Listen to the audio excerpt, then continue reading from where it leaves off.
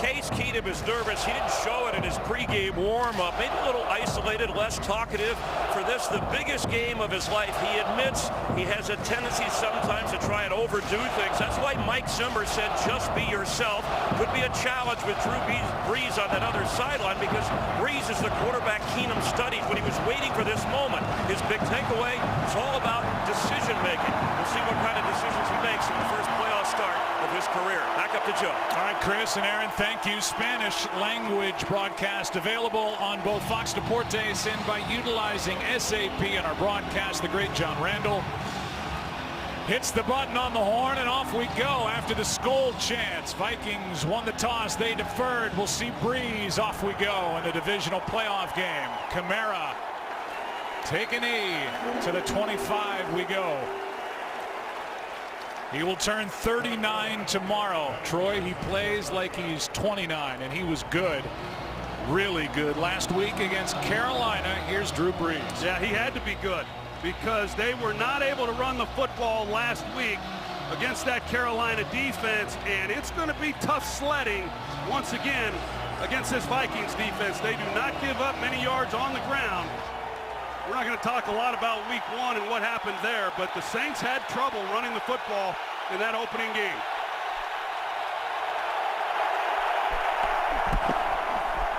Ingram tries the right side, and Mark Ingram pushing the pile out across the 30. And this is an offense that is ranked in the top 5 in both rushing and passing, number 2 overall. And up front, they are lacking Andrus Peat, who broke his fibula last week, so Senio Kelemete gets the start at left guard, and that 1-2 punch in the backfield of Kamara and Ingram, the best in the NFL. Well, and Senio Kelemete, he had 6 starts at left guard during the regular season, so he's not a new player. He's played well when he's had his opportunities. Second down and 5. Breeze well protected, pass incomplete for Kamara with Kendricks out in coverage. The number 1 defense in the NFL. They are brilliant on third down. We're about to see a third down for the New Orleans Saints. They're number 1 in scoring. They come at you, Troy, a lot of different ways. The brainchild of head coach Mike Zimmer. He knows how to create pressure. Well, he attacks the protections, and he gives a lot of different looks. And surprisingly, 3rd and 5 has been one of the worst third down opportunities for the Saints. They have really struggled at this yardage.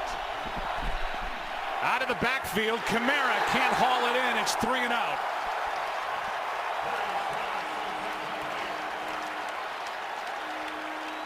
That's a great job to start this game defensively and keep this crowd in it. They come out on first down and run the ball, and they get 5 yards. Looks really good, and then 2 straight incomplete passes, and they force a punt. It will leave the right foot of Thomas Morstead. Marcus Sherrill's waiting deep for the Vikings. Sherrills will try to return, survives 1 hit, looking for blocks. Sherrills, what a start. Out to the 44, knocked down by Morstead, the punter. 18-yard return after just a 44-yard punt and a jolt from Marcus Sherrills. Morstead a little banged up. Yeah, he's moving off the field a little bit slow. Marcus Sherrills and the job that he does in this return, and big games like this and good units on both sides of the ball, and kicking game has got to make an impact for one of these teams to win. And Sherrills with a great return, and there's Morstead, comes in, makes a tackle. He banged his head pretty good on the turf, and he was slow going to the sideline. Yeah, he just got over there right now. He's big, 6'4", 235. That didn't feel good. Handoff is to Murray, and Latavius Murray, part of a 1-2 punch with Jerick McKinnon, gets 4, brought down by Manti Te'o. And here's Case Keenum as the Vikings will hurry it up. Well, they get right to it. You know, a lot of times you want to try to slow down and let your quarterback ease into things, but Pat Shurmur, he's got him up at the line quick. Go it. 39th NFL start for Case Keenum. Murray again, left side. Good run. Very close to first down yardage, maybe inches short. First playoff start for Case Keenum. And a guy who was 9-15 between Houston and the Rams, and this year 11-3, 22 touchdowns, 7 interceptions, and Troy's very good outside the pocket. He can be deadly out there. He's got a little Brett Favre in him. I mean, he can run around, he can make some plays, and sometimes you hold your breath and hope for the best, but he has been excellent. And here they run the ball the first 2 plays of the game, and Pat Shurmur, the offensive coordinator, try to ease him into this thing, but I would not be surprised to see a shot early in this ball game against the Saints. 3rd down and 1. Murray ran into a wall, still fighting, depends on what they give him. And they're going to give him the 45-yard line and a 1st down. And you can see Craig Robertson, the linebacker, arguing that Murray didn't get to the 45, but forward progress, and it's a 1st down. He didn't need much, but he got just enough. He tries getting in right behind the center, number 65, Pat Elflein, who he's missed a little bit of time himself. You see there's not much movement up front. That replay showed he didn't get it. Out of the backfield, it's Latavius Murray, and a nice gain on 1st down. Craig Robertson on the tackle at a gain of 4. This offense has had now 8 different configurations along the offensive line, 7 during the regular season, and they moved guys around again, with Rashad Hill getting the start at right tackle, and he's going to have his hands full with Cameron Jordan, the defensive end for the Saints. Yeah, and with him starting at right tackle, they move Mike Remmers to left guard. Handoff is to McKinnon. 3rd and short coming up.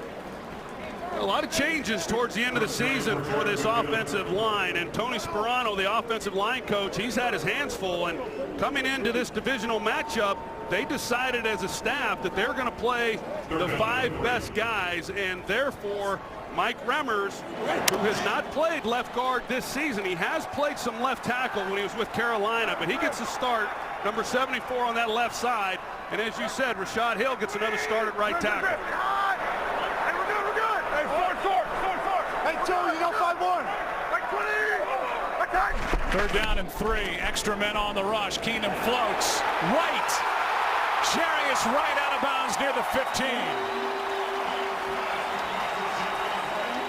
And a good throw dropped in beautifully by Case Keenum.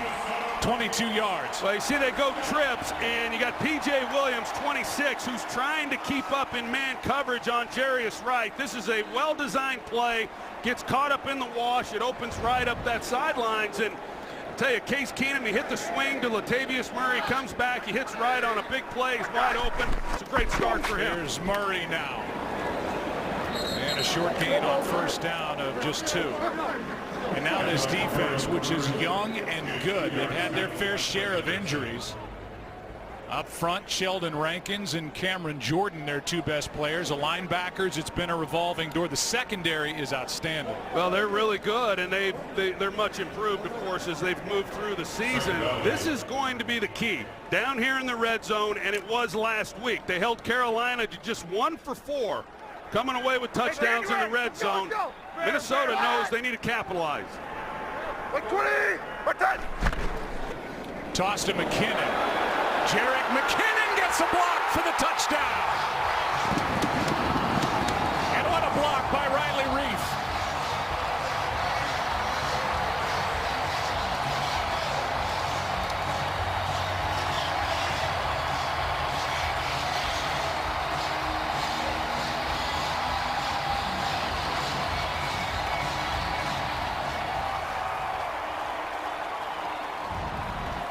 Well, they motion across, and then they're going to get McKinnon on the toss. Riley Reif, number 71. He comes out. He makes a nice block on Marshawn Lattimore.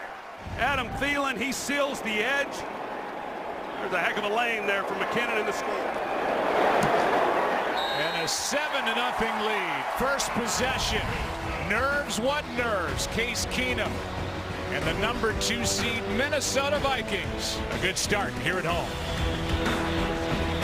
Hey, welcome back to you to U.S. Bank Stadium. Good start for the Vikings, a team that's won 6 in a row here at home. 7-1 overall, the second year of this stadium that in 21 days will host Super Bowl 52. And the Minnesota Vikings are hoping for a Super Bowl home game. That's never happened. It's been talked about a lot. It's the 8th time a team as a city hosting a Super Bowl has made the postseason. First 7 teams have not made it past the divisional round. Kamara will take a knee. 3rd and 3 play, Troy, was big, the one to Jarius Wright. Yeah, it was. The Saints are in man coverage, and you're going to see Diggs. He's going to run a natural slant with the pick action, and then it's going to free up Wright along that sideline. And Ken Crawley was in coverage, and he jams Diggs into the defender. And when you're in man coverage as a defensive back and receivers get in that bunch formation like they do, you have to anticipate those types of routes and picks, and big play for the Vikings. See how the Saints answer now, down by 7. They did not trail against Carolina last week. Handoff is to Kamara, and he runs right into the arms of Tom Johnson. No gain.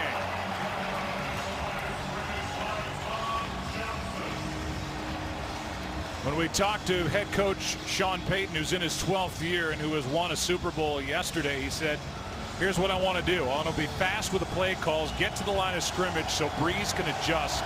I want to take 2 deep shots per quarter, and I want to have patience with the run game and not abandon it. 2nd and 10. I think part of that patience is hanging in there when you're down 7 points and the crowd's behind it and not getting overwhelmed. Here's Ginn. Gets a good block and out of bounds with a first down. Huhu Manawanui, the big tight end, had the block out on the edge. Ginn went around Everson Griffin and picks up a first down. Well, that's a nice job. So they get stuffed on first down, and here's 2nd and long. They come with, a little bit of a reverse action to Ted Ginn, who's still got great speed. They pick up the first down, and when you're playing a defense that's as good as the Vikings are on 3rd down, a lot of times as a play caller, you have to call the game to simply avoid getting into 3rd down. So go for the first downs early. Over the middle, Ingram gets popped by Kendricks. Gain of just 3. This Vikings defense, it's pretty remarkable how far they've come from when Mike Zimmer took over this unit. They were 31st in the league in defense the year before Mike Zimmer was hired as the head coach. As the head coach, he still handles all of the installation during the week. He calls the defense on game day, and he has got some playmakers at every level on this defense.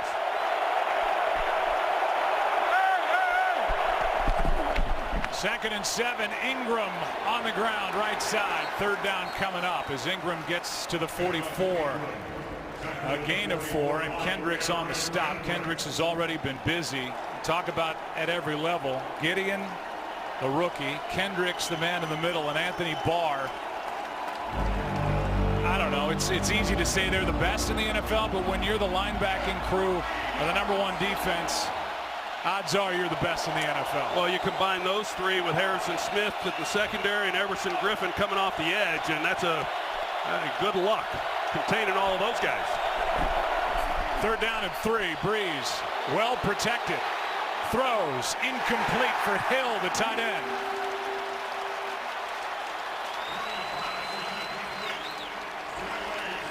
Well, there's a little pressure inside, but yet considering this defensive front, he was able to buy some time and move around, and it's just tremendous coverage. And you can see the pain that Morstead as he comes out here grabbing his chest.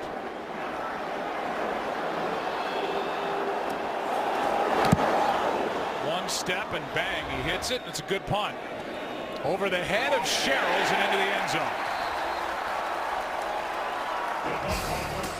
Vikings will have it for the 2nd time, leading by 7. And Morstead's hurt, no doubt. 7-0 Minnesota. Second possession for the Vikings, up 7. McKinnon and Murray, the 2 backs. 33 total yards and a touchdown between them on that opening drive. Play action to Murray. A lot of room out there, and a bad throw from Keenum that sailed. to Stephon Diggs. Had him, missed him. The greatest day in all of racing returns this February. The Daytona 500 kicks off the new season, President's Day weekend, only here on Fox. It's interesting, Joe, when you look at this matchup and how are the Saints going to play with Marshawn Lattimore, and when they're in man coverage, he's going to go with Adam Thielen. And here they are right here at the bottom, and it's a good indicator for Case Keenum to know when the Saints are in man and when they're in zone, and it's just simply looking and seeing where Marshawn Lattimore is. Here's Murray left side tripped up. Third down coming up, a gain of just 3, and Ken Crawley, the corner, was the first guy in there. You go back to that first game of the season between these two teams, and they didn't match up like that. Marshawn Lattimore as a rookie making his first NFL start. Not the same player week 1 that he is today. And they feel real confident. 10 times this season he has matched up with the opposing team's #1 receiver, and he's going to see a lot of Adam Thielen today.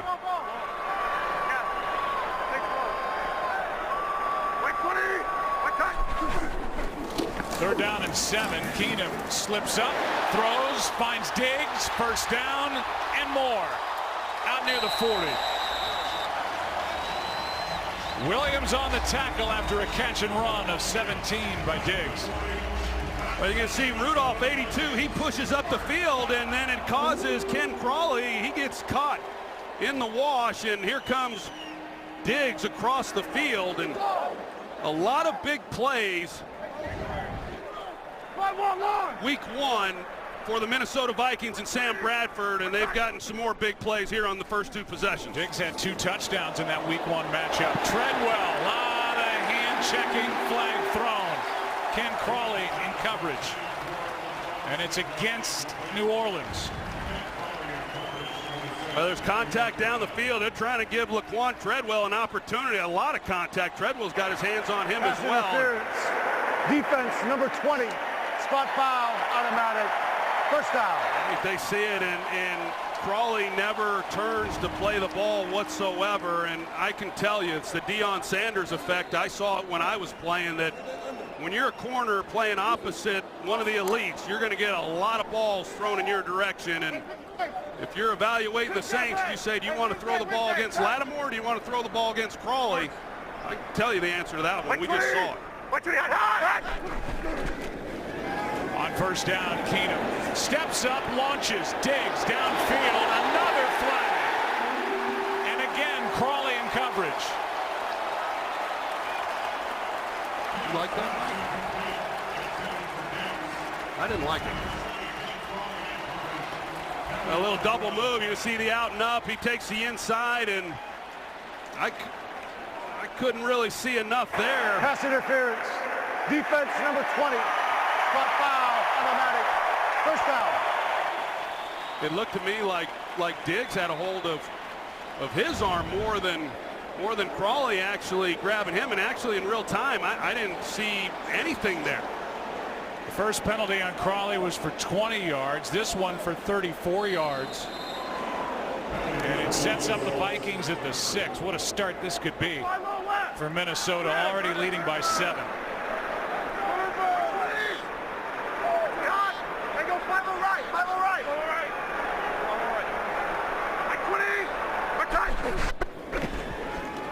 Good protection, end zone. Rudolph off his left hand.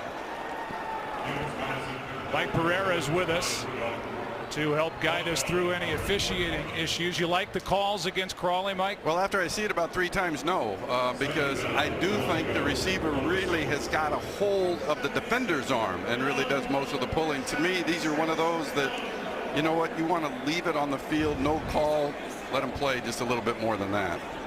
It's a big penalty. It was first and goal from the 6, now second and goal. A huge penalty, and Ken Crawley, the most penalized player on the team coming into this one, and he's gotten now a couple on this. I agree with Mike. Let him play. Murray gets it. Down to the 2, maybe the 1.5. Third and goal coming up. Murray had 12 touchdowns a year ago with the Raiders. Took over once the Vikings lost Dalvin Cook.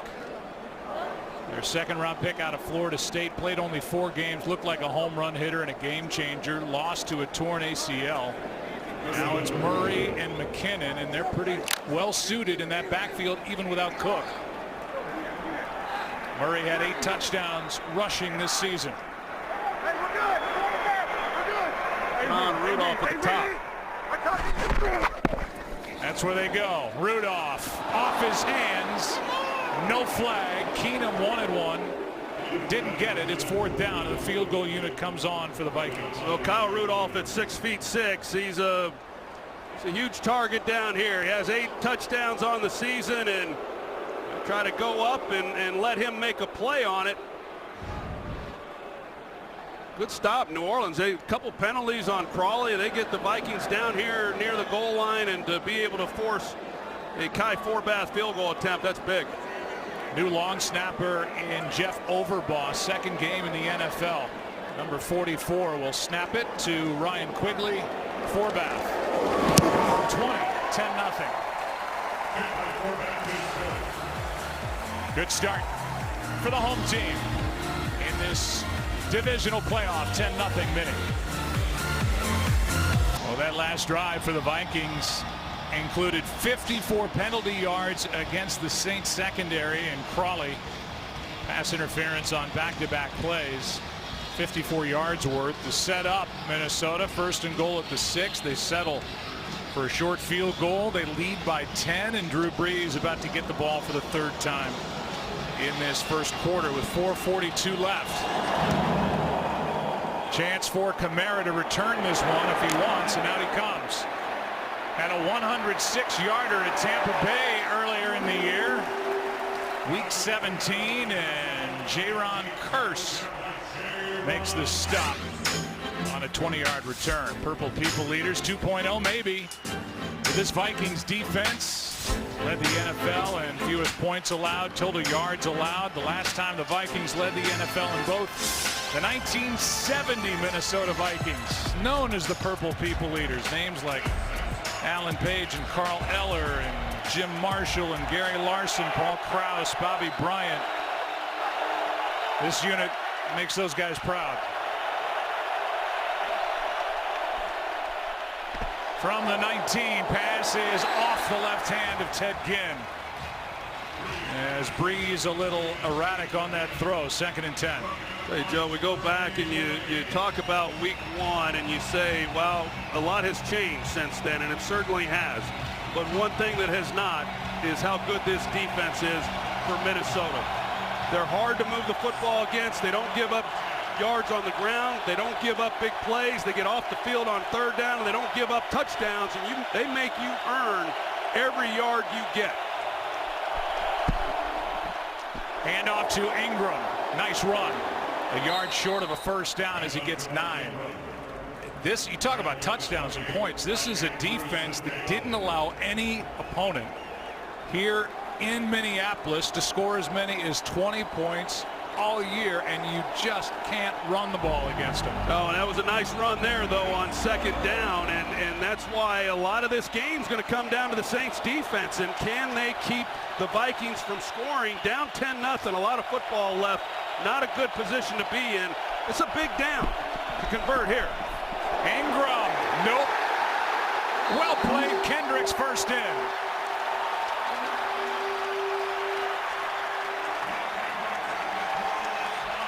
They just attack you like none other.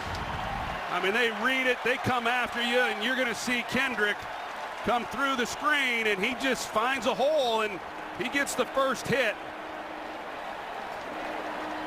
That's a great job. I mean, you look at these 3rd downs, the Saints have yet to convert. They're 0 for 3 here in this first quarter, and they've had manageable 3rd downs, and that was 3rd and short, and they lose yardage.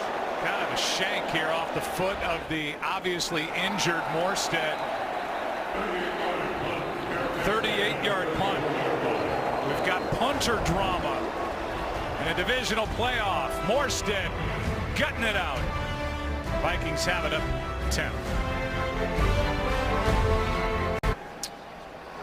Case Keenum on a knee, given the play. We'll get into him during this drive if time allows. 10-0. Vikings on top. Third time they've had the ball. Hey, January. Shot. Like 20. Attack. They fake the handoff to McKinnon. Throw in a good play. Lattimore, the corner, who could very well, and I think likely, will be the NFL's Defensive Rookie of the Year. He made the play. Yeah, he came up and did make a nice play, and he had my vote. I'm one of the voters for some of those awards, and I picked him as my Defensive Rookie of the Year, and on the other side, Alvin Kamara is Offensive Rookie of the Year. And of course, everybody's heard about the draft picks they had this year and their contributions, and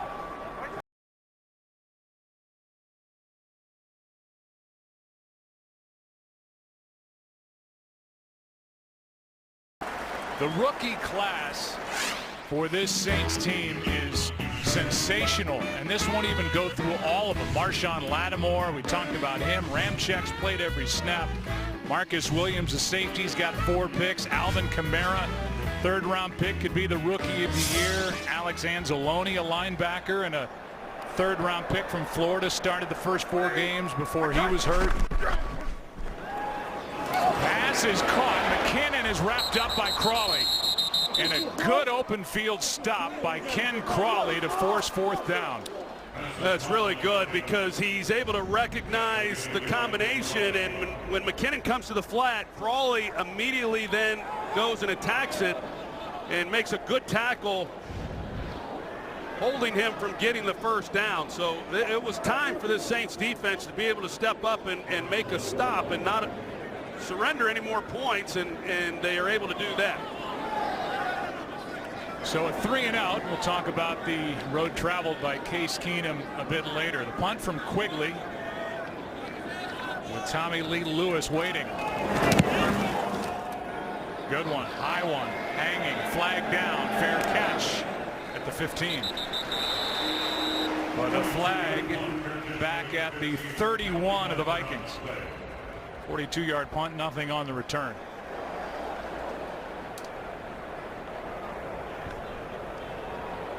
Gene Steratore is our referee for this game. He also was the ref week 1 when these two teams met to open the season. He always looks like he just got told a joke and he's thinking about maybe sharing it with the rest of us, but he always holds it back. He does a great job. I always enjoy calling games that he's in charge of. There's no flag on the play. There's no flag on the play. Timeout. So they pick it up. There is no flag on the play. So Drew Brees will put it in play at the 15-yard line. Watch your favorite NFL stars compete in an AFC versus NFC matchup. Back to that 2018 Pro Bowl on Sunday, January 28th at 3 Eastern on ESPN and ABC. And don't miss the Pro Bowl Skills Showdown on Thursday, January 25th at 9 p.m. Eastern on ESPN.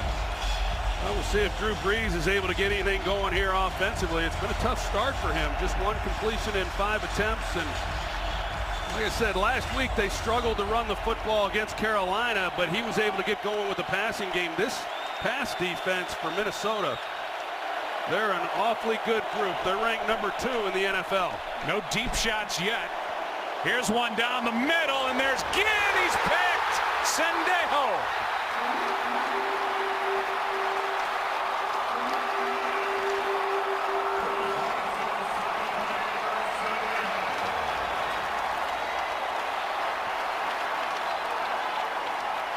It's a great play by Andrew Sendejo. He's playing middle safety right here, and you're going to see he levels off, and Drew Brees sees that as he drops back, trying to hit the deep post to Ginn in behind it, but just not enough arm strength. And we've seen that from Drew Brees this year, just not having enough to get it down the field. That ball's probably underthrown by 6 yards. If he's able to drive it, Ginn, who can still run at 32 years old, he'll go get it, but it's flat, it's underthrown, and Sendejo goes and makes a great play on this ball. The start for Drew Brees, 1 for 6 for 3 yards, and now an interception.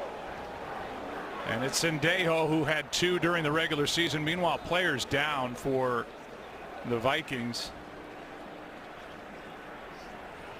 And while they look at that player, and that's Shamar Stephen. We'll be right back after this from FedEx. One of the two real good nose tackles for the Vikings, Shamar Stephen, needing a lot of help to get off the field as the Vikings get the ball right back on the first turnover of the day on the pick by Andrew Sendejo. Here we go. Press it. Murray, not much. Andrew Sendejo and Harrison Smith, they're as good a tandem of safeties as there is in all of football, and the requirements for safeties in today's game are far different from back when I played. Before, it was basically a strong safety who was essentially a linebacker and a free safety, and your only job was don't get beat deep. And these guys now have to be great cover guys. They have to be able to play the run. And Sendejo, he's kind of in the shadow of Harrison Smith, the all-pro safety himself, but he is a great, great player and a guy who I have tremendous respect for. 2nd and 8, pass over the middle. It's caught. First of the day for Thielen. And that could very well end the first quarter. A 16-yarder to the guy who caught 91 during the regular season, headed to the Pro Bowl, and a great story himself. Played collegiately at Minnesota State Mankato. We asked him, what were the knocks on you coming out of college? He said, I had none. Nobody looked at me. 10-0 Vikings after 1. Back after this from your local Fox station. 0.0.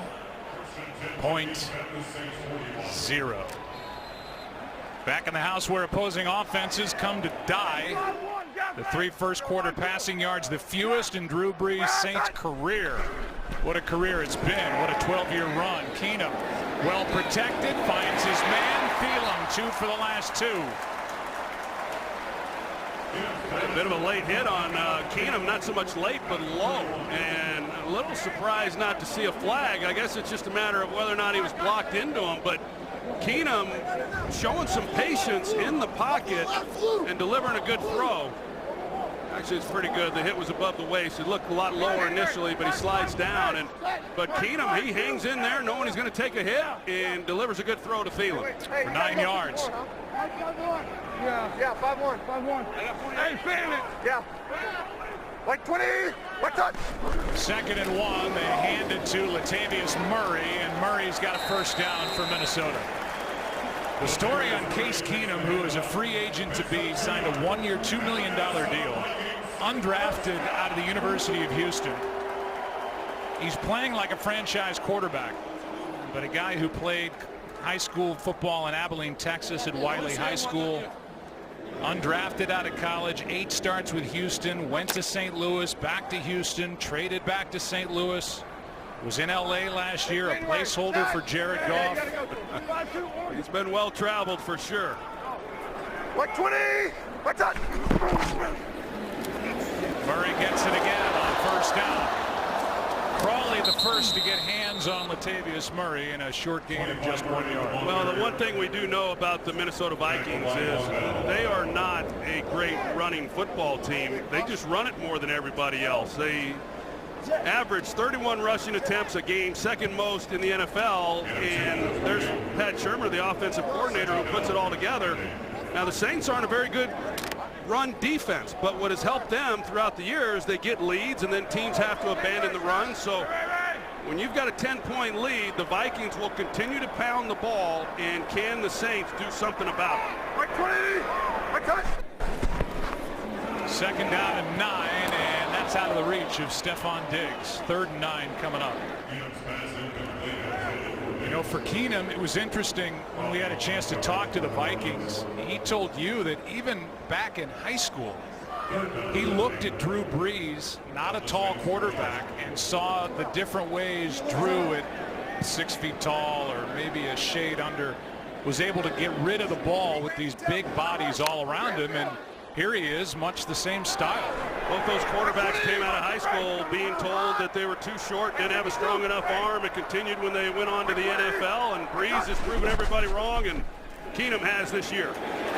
Here's one to Thielen. What a catch up to grab it for a first down.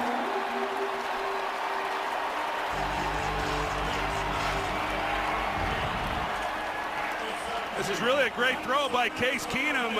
He gives him a chance, and Thielen has to go up to make a play, but Keenum, he gets hit. Like I said, Remmers, who's making his first start at left guard, he gives up a pressure right in the face of Case Keenum, but he hangs in there and delivers a strike. Hey, got me! 5-1, got me! Adam Thielen from Detroit Lakes, Minnesota, a town of 10,000 people, grew up a Vikings fan and now trying to help his Vikings get to an NFC championship game as Latavius Murray carries for 4. Well, Adam Thielen, you know, fortunately for the Vikings, he's turned into the receiver that he has because he was an undrafted guy, as you said. Just a phenomenal year this year, but they drafted Laquan Treadwell last year in the first round, and he hasn't done anything. So fortunately for the Vikings and GM Rick Spillman, they've been able to get a #1 guy out of Thielen. Here's a handoff for the touchdown to Latavius Murray.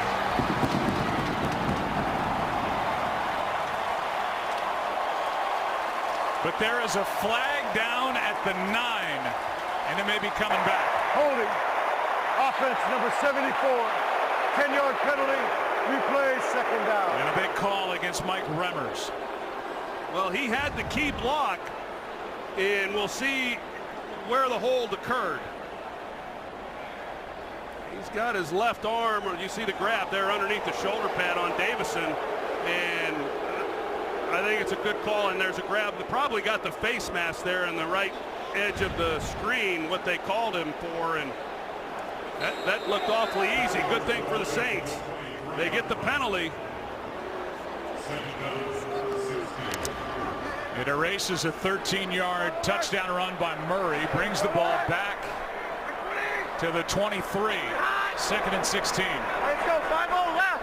Hey, 5-0 right, 5-0 right. Right. 20. I got Keenum underneath, low throw, good catch by Rudolph.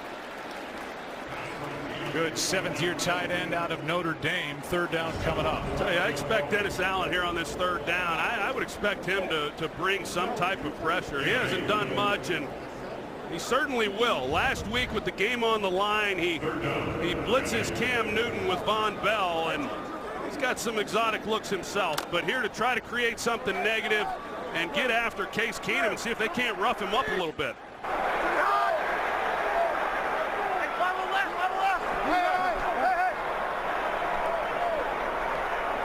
Maybe coming here. 3rd down and 8. Keenum all day.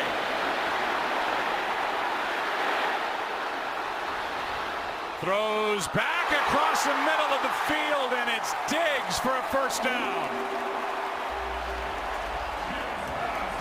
You mentioned Brett Favre earlier. That was Favre-esque. Yeah, you read my mind. The Vikings fans, they remember this one. Favre threw the interception in that championship game, but a 3-man rush, and Keenum has the wherewithal to recognize that, know that he's got time in the pocket. This is a very dangerous throw. This will not be on the quarterback teaching tape. But they get away with it in a 1st down and goal now for the Minnesota Vikings. That's what Keenum can do with his legs. Unconventional. 1st and goal. End zone pass. Incomplete. Michael Floyd. That ball popped out when he hit the ground. And a clear no catch. Well, Michael Floyd hasn't had a lot of opportunities, but this is where they like to utilize him because of his size. They throw the fade. He has it, but when he comes to the ground, you know, it's jarred loose.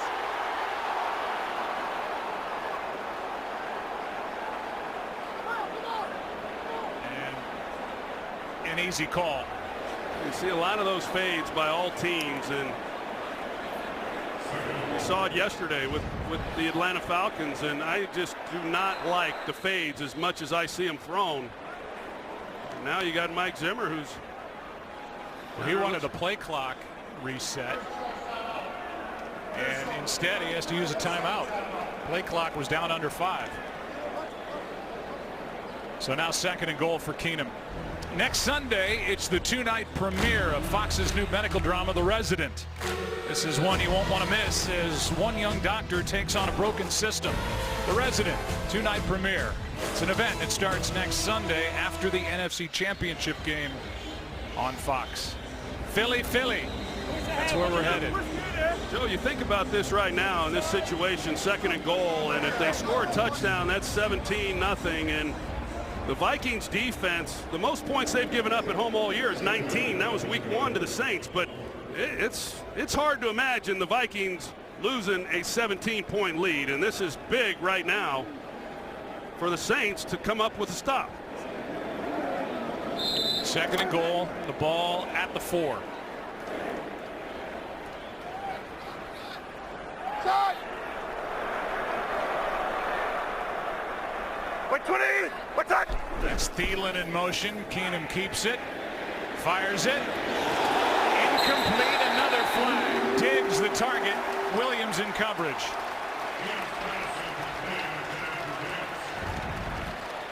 And there's another flag on the other side of the field. There are 2 fouls. No, I don't think the official was in a good position to make that call. You know, he's blocked by Diggs coming across, and Diggs clearly goes to the ground, but I couldn't see enough there by Marcus Williams as to... There are 2 fouls, both by the defense. Prior to the pass, holding defense number 26. That penalty is declined. Also, pass interference, defense number 43.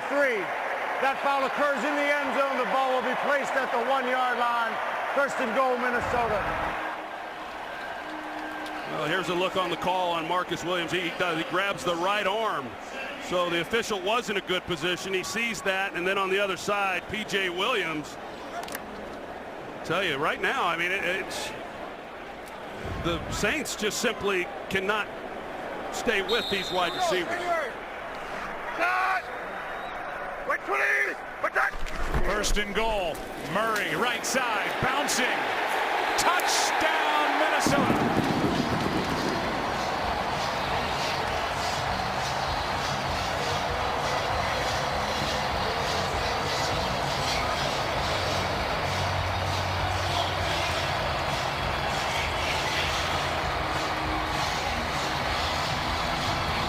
That's a good push on that left side. They bring in Avion Collins as the extra offensive lineman. They've got Riley Reef, and Von Bell is there to try to make a play, and Latavius Murray just keeps his legs going. He stretches it across the goal line, and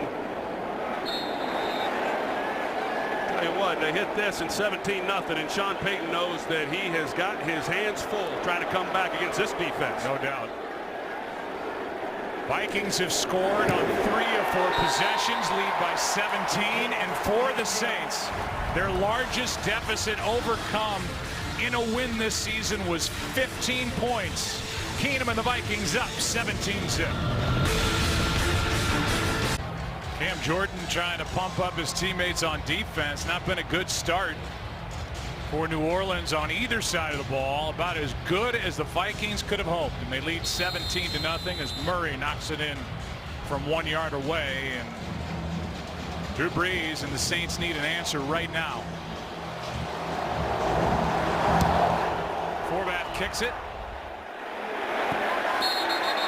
out to the 25. It will come as we welcome you inside the broadcast booth. A guy in 2 vests for you here from Minneapolis. And Mike, I'll ask you, Mike Pereira, joining us, some pass interference calls that really had an impact on the game. Yeah, you know, we talk about letting them play, but there's been 3 key ones. You know, I've always been an advocate of a 15-yard maximum penalty, and today what would we seen? A 34-yard mistake, and that's hard to overcome for a team. Yeah, that happened with Crawley 2 possessions ago for the Vikings. Possession when they ended up with a field goal. They've added a touchdown since, lead 17-0, and Brees keeps, throws, completes. And the first target of Michael Thomas, this kid who is sensational. 2nd-year pro, had 104 catches on the year, has his first, and Brees gets a little shot to the face mask from Linval Joseph. Well, they're watching it, and you know what they're looking for is a forcible blow. So clearly the official didn't think that was a forcible blow to the head. We'll see if Drew Brees can settle in and get something going. Here is Kamara. Gets 10. You know, you think about the Saints these days, you think about the ground game, but they've rushed for only 80 yards a game over their past 5. And Troy, as you said, against the Panthers, 22 rushes, 41 yards. So they're trying to revive that ground game a little bit. Yes, they are, and that's a good start because last week was their worst rushing output of the season, and not that it's going to be any easier here today. This defense, as we've talked about, is great, but this pass defense is so different that Brees needs a little help from that ground game to take some of the pressure and some of the pass rush away from him. Here's Ingram now after Kamara carried, and Ingram gets maybe 2. Tackle made by Joseph, the former New York Giant, who has a Super Bowl ring in his dresser drawer. 2nd and 8. Well, the other guy that New Orleans does not have, who did not suit up today, is Brandon Coleman. Had a nice game last week. He's a big part of not only the passing game, but also their ability to block the edge. They miss him today. Saints have yet to cross midfield. Here's Josh Hill. They're across midfield. And the tight end, with a whiff on a block by Clemente in front of him, takes it to the 30. And here come the Saints, a 22-yard completion. Well, that's set up so well. You see Ryan Ramczyk and Clemente, as you said, and they get the ball to their tight end, Josh Hill, and there's nobody really out in front for those guys to block, and he's able to make Sendejo miss. Those big plays are hard to come by. The Saints are accustomed to them. They led the league in plays of 20 yards this year, but the Vikings, they're pretty stingy when it comes to picking up big chunks. Handoff to Ingram. He gets 1. Tackle made by Brian Robinson. How about an injury report from Chris Myers? Joe, Shamar Stephen out in this series. His right knee, he's part of that Viking rotation on the defensive line, suffered a knee injury. He's questionable to return. So Brian Robinson, normally a pass rusher, can help out inside. And remember, Everson Griffin has been bothered by plantar fasciitis, so some of his snaps are limited as well. Quick snap. Flag is down. Here's Ginn for the touchdown. I think that's coming back, Joe. I'm not sure the Saints. It didn't look to me like they got set. I would agree with you. Flag at the snap. Here's the call from Sterator. Illegal shift. Offense number 19 was not set for a full second. 5-yard penalty. Replay 2nd down. They tried to catch the Vikings. Instead, they weren't set. And Ginn, who caught it, was not set. So an illegal shift. And a good call. They called Ginn, and you know, he certainly could have been that guy. The other one was Josh Hill. It looked, you know, Josh Hill was even later than Ginn getting set up. Now each team has lost a touchdown to a penalty. That was big for New Orleans. Opportunity there, and now it's 2nd and 14, still trailing by 17.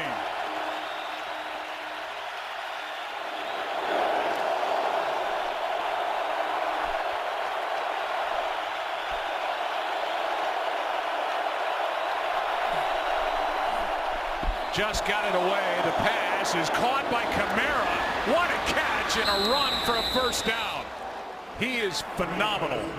And if you haven't seen this number 41, Alvin Kamara, averaged 7.7 yards per touch. Great hands and great balance. Mean, Terrence Newman, I think it was Terrence Newman who was in coverage. It sure was, and he had pretty good coverage on him. Not easy for the old guy. He's 39 years old, and he's trying to keep up with this young phenom in the open field, and an outstanding concentration by Alvin Kamara.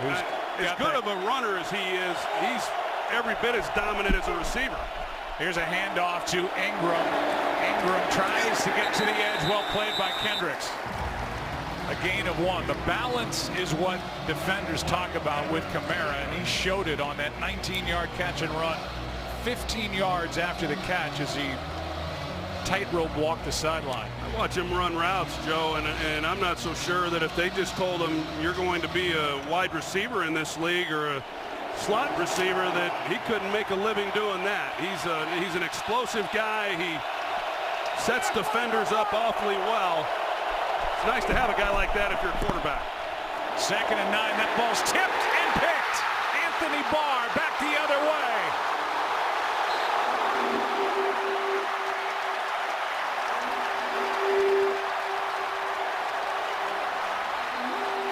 And the 2nd interception as a flag comes down at the end of the play.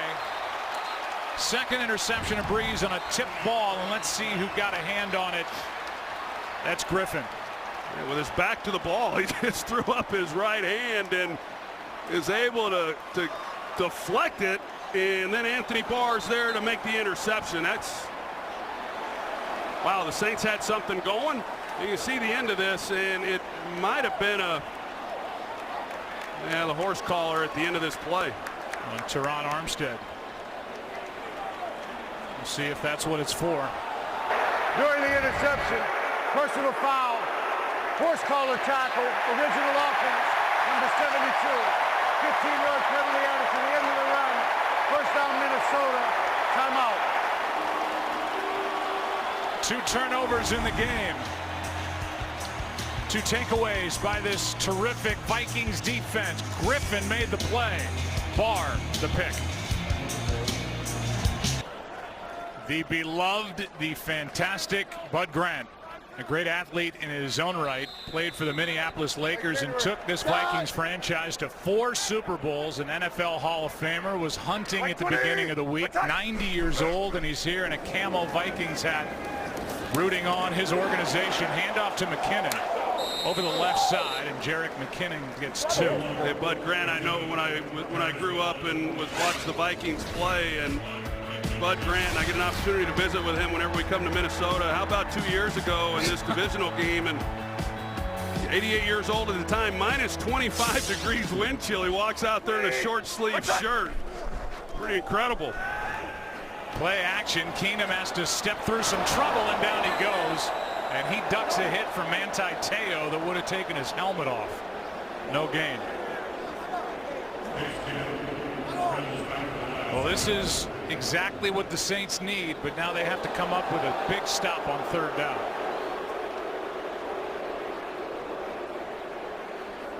This is self-preservation by Keenum. 3rd and 8. My 5-2, hard rim. Yeah. Hard rim. Yes. On quicker. Yeah. On 3rd down, pass caught, and it depends on the spot. Looks to be short. Jarius Wright ripped to the ground by safety Von Bell. And it is 4th down. Well, they're able to make a stop, thankfully, for the New Orleans Saints. Yeah, that was close. And right now the Vikings look like they're going to at least line up and act like they're going to go for it on 4th and 1. Yeah, I would sure think that, maybe you try to draw them off sides here, but I can't imagine that Mike Zimmer, being the defensive-minded coach that he is, the way that his defense has played, that you would want to try to give any life to the Saints and set them up at midfield. And that's what they were trying to do. So it's a delay game. Offense. 5-yard penalty. 4th down. And now the punt team comes on for Mike Zimmer. There's no way he's going to give the Saints a glimmer of hope by getting a stop on 4th down in midfield. Yeah, no, defensive coaches, I've been around them, and they tend to play a little closer to the vest than the offensive coaches. They are the ones who are a little more aggressive by nature, and we saw that last week with Sean Payton going for it on 4th down in that win against Carolina. And why would you want to give the Saints any kind of momentum and set them up the way that their defense has played here in this first half? Ryan Quigley to punt. His 2nd punt, he gets it away. Tommy Lee Lewis with a fair catch just inside the 10. Saints get it. Long way to go. 3:08 left in the half. 3 timeouts. Down 17. A look at the first 5 possessions for the Saints. Number 2 offense in the NFL. They have been shut down here on the road. Last time they had it, a deflected pass for an interception, and Teron Armstead, whose man Everson Griffin is the one who made the tip. Then he got the horse collar penalty. Then he went over to the sideline and was looked at under the tent as they rewrapped his leg. He's been dealing with a number of injuries, including a bad thigh.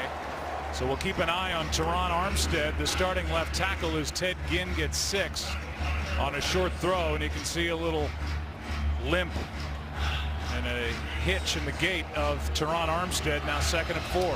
And they're a little thin, you know, up front as well. There's that reach for the tackle, and he came off the field limping last time. 2nd and 4. Kamara for the first down. It is the divisional weekend, and we'll give you the headlines and recap. Philadelphia pulls off the win at home over Atlanta, the number 1 seed. Patriots just took apart the Tennessee Titans. And earlier today, how great was Blake Bortles? He was terrific. And he and the Jaguars beat the Steelers. And we'll talk about the specifics of the matchups coming up. But right now on first down, Ginn. A juggle, no catch, no flag, and Sean Payton is livid. He thought Mackenzie Alexander got there before the ball. No flag is thrown. Well, let's take a look at it and see. And I mean, he did get there, it appeared, just before the ball, but in real time it was kind of one of those bang plays. Breeze takes a hit at the end of that. Looked like maybe that was a shoulder to the head or neck area. No flags on the field. 2-minute warning in Minneapolis. Minute 59 to go. We'll give you another look at what could have been pass interference against the Vikings after a play at 2nd and 10.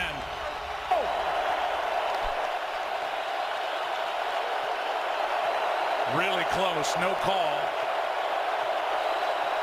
3 timeouts for New Orleans. Blitz. Pass is caught by Ginn along the sideline. Good throw, good catch. Both feet in is the call. First down. Yeah, let's see if Ginn was able to get his feet in. That's a well thrown ball by Breeze, and it looked like he drug the right toe. You see the turf coming up, so that's a big, you know, 2nd down there. But they get a new set of downs after the play earlier. Or yeah, maybe they could have called pass interference. Maybe Ginn could have made the catch, but he comes up big on that play. Doesn't matter much now as Breeze is going to go down. Ball is out. Recovered by the Saints, but Everson Griffin got there and knocked it out. And it's Max Unger, the center, who was there to recover on a loss of 6. Well, Everson Griffin obviously has had a great year, number 97 at the top, and he's going to work against Armstead, who we already said is banged up a little bit. And I'm a little surprised they haven't given more help to Armstead, because I know in visiting with Sean Payton, he said that was a focus coming into this game not to let Griffin disrupt the passing game, but he got right around Armstead, and the Saints were fortunate to recover that one. Good recovery by Max Unger. What's coming up at the half? Hey, listen up. Coming up on the Visa Halftime, you'll see and hear Michael, Jimmy, and Howie break down the first half of your game. TV will tell us how Jacksonville turned it up against the Steelers. And Christina Pink shares her microphone with Leonard Fournette, who's headed to the AFC Championship game. It's all next on the Visa Halftime in Dolby Surround.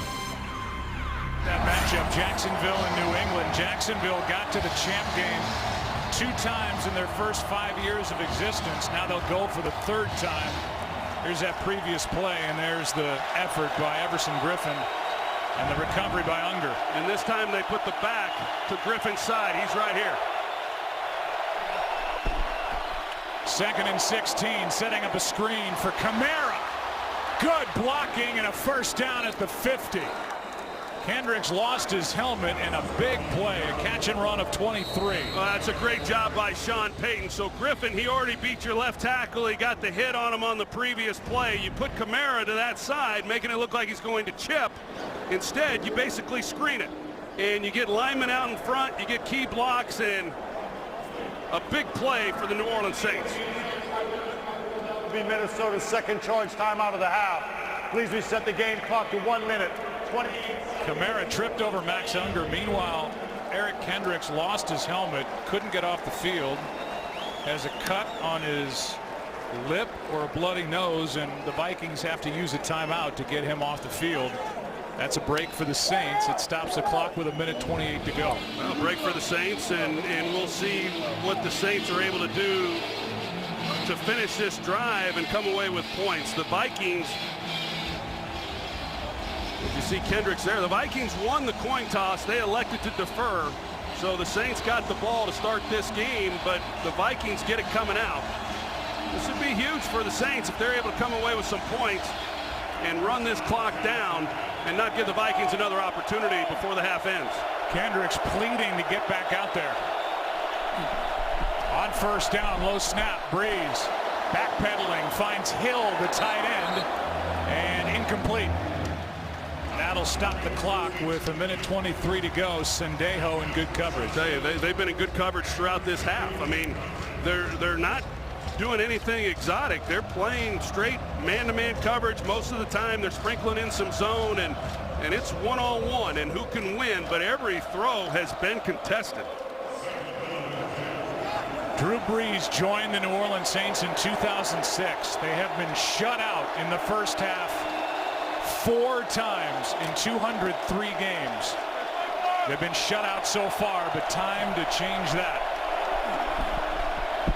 Over the middle, pass caught, Thomas. And Michael Thomas gets popped at the 30.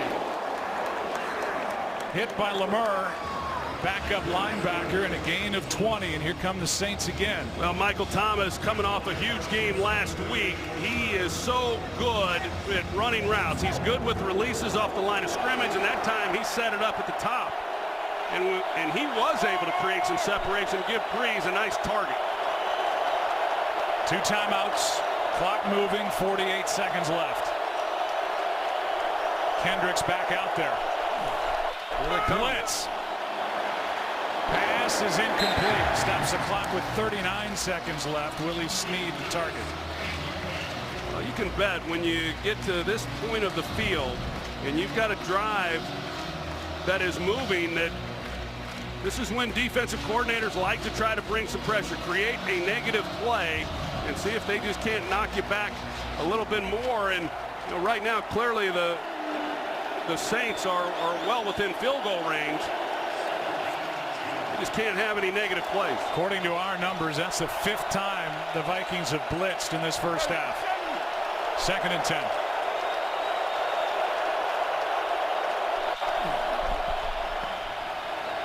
Breeze, nothing there.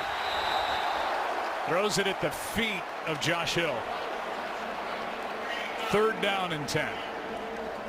It looked like they might have been trying to get a screenplay off to Josh Hill, and there's just nothing there. And like I said, this Vikings defense, they've gotten a couple shots and been able to create a few plays, and they've had a couple on this drive, but this defense is awfully well coached. Saints are inside field goal range for Will Lutz. They have yet to convert a 3rd down, 0 for 3. And 3rd down and more than 7, they've converted only 1 of their last 20. Blitz again, sacked by Harrison Smith. And that knocks the ball all the way back to the 40. Well, that's what the Saints couldn't have happen. They bring 4 weak. You're going to see these guys here. They're all coming. There's not enough blockers to pick it up, and Harrison Smith has a free run.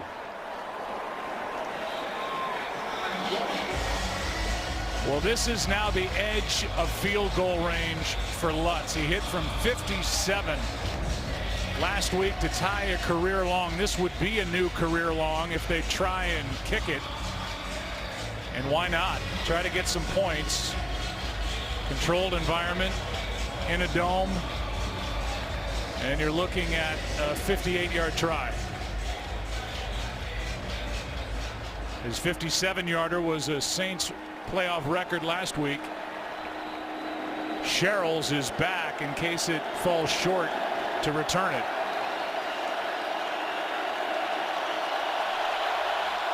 He's got the leg for it. He pulled it. No good.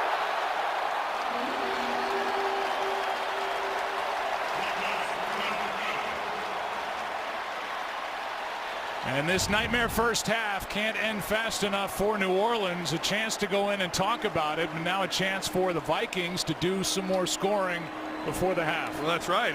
The Vikings don't have any timeouts. I think, hey, when you look at the game and where you are, if you're Sean Payton, you have to attempt that field goal. But, you know, with now 21 seconds, there was 26 seconds at the time.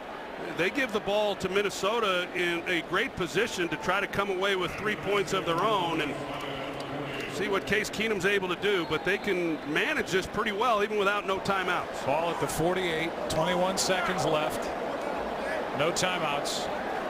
The Vikings, by the way, will receive the second half kick. Everything Minnesota's way. Trying to advance to a matchup against Philly next Sunday. Keenum gets hit. Pass is too high, but a flag on the hit. And that'll be 15 yards. Jordan was in there, was not alone. Now Cam Jordan, he comes in and he hits Case Keenum with a forearm right across the helmet, and this was personal foul, roughing the passer, blow to the head, defense number 91, 15-yard penalty, automatic, first down. That's the rookie Trey Hendrickson, and you see the left elbow get into the chin. He and Jordan there. Yeah, Hendrickson got the hit first, and I tell you, a huge penalty because Keenum did not see Diggs coming across the field as early as he should have. Had he caught him early, Diggs had some room to run and maybe get into field goal range, but a big 15-yard penalty against this defense, and nothing has gone right for that team. The Saints now with 92 penalty yards in this half. Staggering. They're already in field goal range. The edge of it. Now it's better as the pass is caught by Rudolph. 6-yard gain.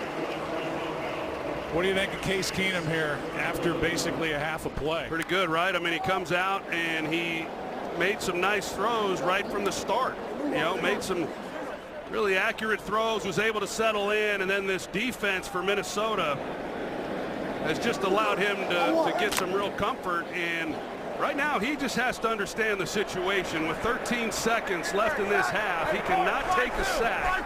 Now, the clock is running. They're going to have a hard time getting it clocked. He's got to get this ball to where they're stopping it. They're in field goal range already. Here's one for the end zone.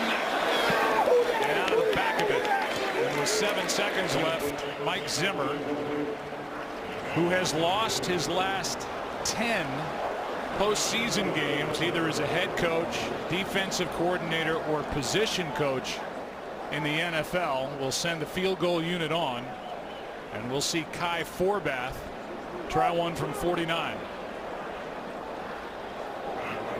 What a turn of events. Saints look like they were marching maybe to come away with some points of their own. The Vikings, if they get 3 here and to get the ball to start the second half. Good snap, good hold, kick, no good. And with 2 seconds left, that's the first hiccup for the Vikings in this first half. We talked to Mike Zimmer about his comfort level with Kai Forbath, who, by the way, was with New Orleans back in 2015. He said, I'm really comfortable with him, which is a huge admission for Mike Zimmer. He is about as tough and as honest a head coach as you will ever find. And Zimmer said, I'm all right. I feel okay with him, and he sent him out there. That one no good from 49. You know, he has not changed at all. I was with the Cowboys back in 1994 when he came from the college ranks and joined our team as a secondary coach. He was that way then, and he's that way now, and these guys respect the heck out of him. his team with a terrific first half. 17-0. The hometown Vikes on top. Visa halftime coming up after this from your local Fox station.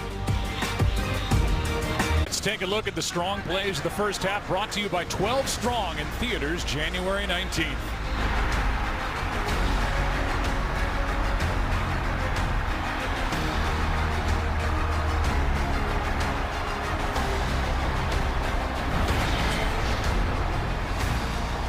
Glad you're with us from Minneapolis in this beautiful stadium. It's a 17-0 game at the half. Welcome inside the booth. I'm Joe Buck along with the Hall of Famer Troy Aikman, and I think the Minnesota Vikings just flexed their muscles on both sides of the ball. Really, in that first half, that was dominant. They sure did. I mean, here the Vikings come in. They're facing this explosive New Orleans Saints offense, and yet they held them to less than 150 yards in the first half. And Drew Brees and the offense have yet to convert a third down. And as a quarterback, so much of the game comes down to third downs. And Case Keenum was 6 of 7 and really just never got ruffled by the Saints. I think that Pat Shurmur's done a nice job allowing him to settle in, and I would expect Dennis Allen in the second half to come after him a little bit more and see if he couldn't create some negative plays. Well, we'll see that right off the bat maybe as the Vikings get it. Up by 17, and let's go down to the field and Aaron Andrews. Well, as you can imagine, Sean Payton, he started speaking to me right away about time of possession, and as Troy just mentioned, those third downs. He said, Ofer, if that doesn't change, then the score for us isn't going to change. So that's something he addressed right away with his team. I did ask him about Minnesota's coverage on his wide receivers, and he said, look, we had some guys open. We've just got to make some plays here, and also we've got to do something about all these penalties as well. Aaron, thanks. Chris Myers visited with Mike Zimmer, and we'll give you that report maybe after a play on first down. Murray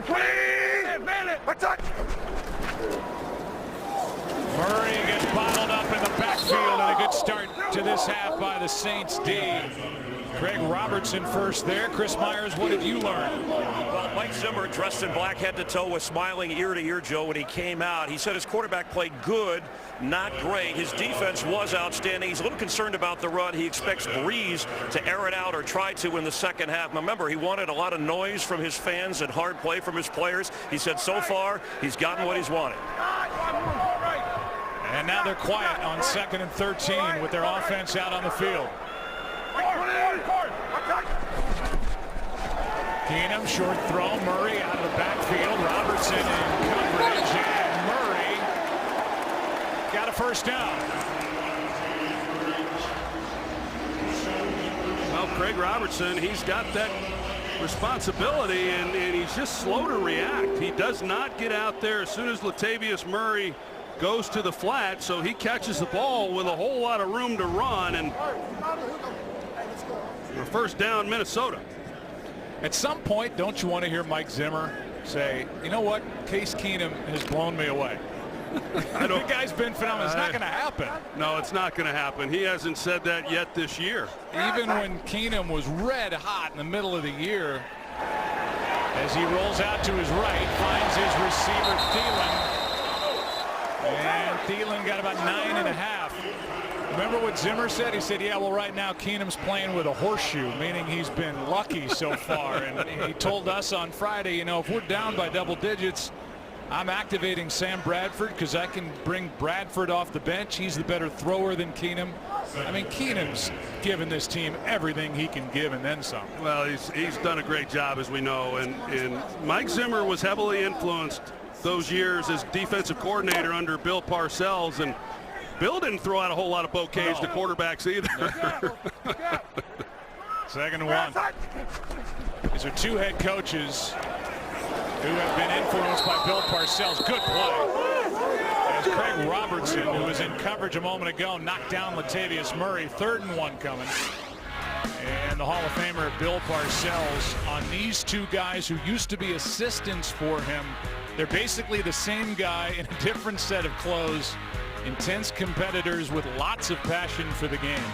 both talked to Bill Parcells this week. Yeah, and they're both good friends, and I asked them about the experience together, and Sean Payton said there's unity formed amongst the abused on Parcells' staff. So I think some of the abuse Parcells would give these guys bonded down. Here is C.J. Ham for a first down as they give it to the fullback, who gets 7 on 3rd and 1. Yeah, C.J. Ham, he's kind of an interesting guy. You're going to see him right here at the fullback position. He came in as a running back, and the Vikings, they made him transition to the fullback position, and you know, he's not a blow-him-up type blocker, but he has a lot of athletic ability because of his running back background, and picks up a first down. Stick!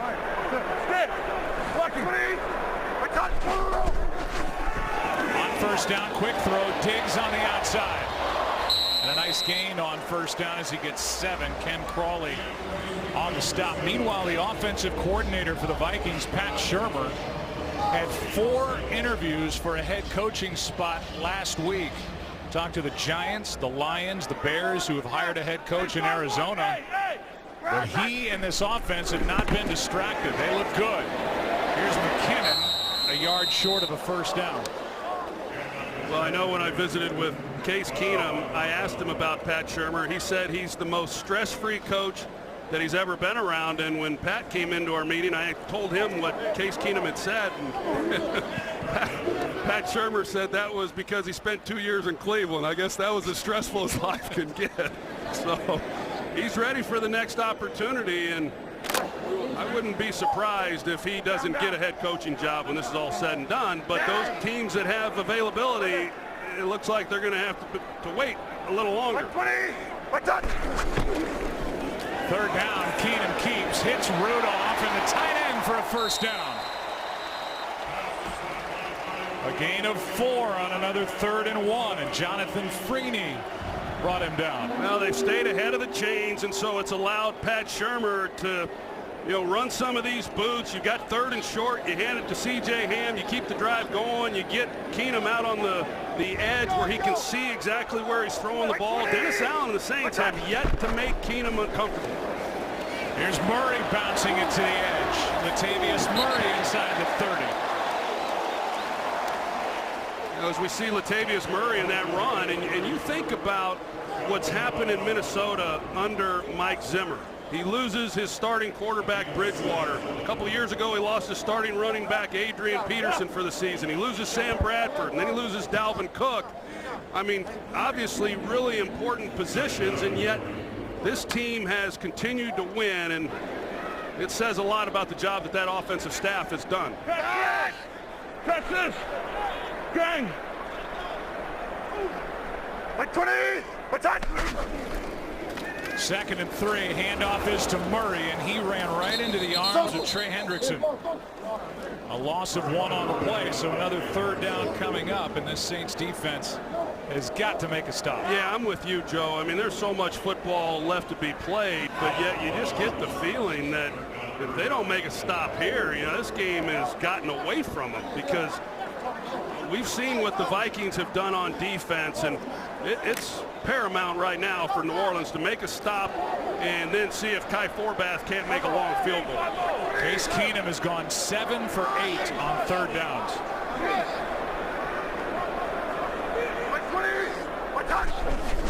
Third down and 4. Keenum backs up and down he goes, and a big sack for New Orleans. Play is made by the big man in the middle, Sheldon Rankins, who had 2 during the regular season. And it's the pressure out here. You're going to see this game up front, and it's Cam Jordan coming underneath, and Rankins then finishes him off. So they needed something, and that's a 4-man rush, and yet they get the sack, and so now it forces the Vikings to punt the football instead of what would have been a long field goal attempt. That's a great job. Big sack by Rankins. The 10-yard loss takes it back to the 40, and so Quigley, who has not knocked the ball into the end zone for a touchback all year, just did. Jaron Kearse couldn't make the play. Big sack by Sheldon Rankins. Still a 17-point game. Saints with a football. Well, during the week, this got a lot of play, and what a great story. Vikings fan Millie Wall, who supported the team since its founding in 1961, will turn 100 years old in 2018. She received the early birthday gift from her favorite team, a ticket to this game, in an online video. She opened a letter from the Vikings inviting her to attend her first ever playoff game, and she's seen a good one for the Vikings so far, starting from the 20. Alvin Kamara to the 25.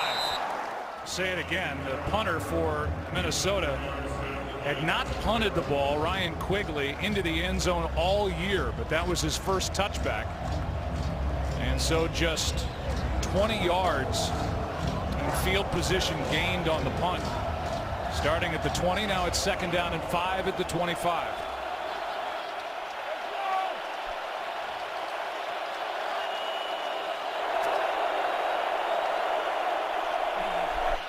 Blitz coming from the Vikings. Pass is caught. Thomas, good catch. Good coverage by Xavier Rhodes, the All-Pro, a gain of 9. Yeah, that's just Michael Thomas's 3rd reception of this game. And Xavier Rhodes, when they've been in man coverage, he goes with Michael Thomas. And that's a different twist from back when these two teams met in week 1 as well. Xavier Rhodes, who's an All-Pro player, he was a little banged up coming into the season, but that's a good matchup between those two guys.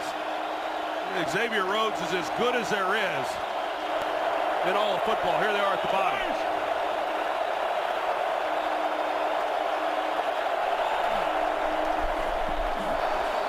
On 1st down, pass is caught. That's Ginn. And Ginn got 9.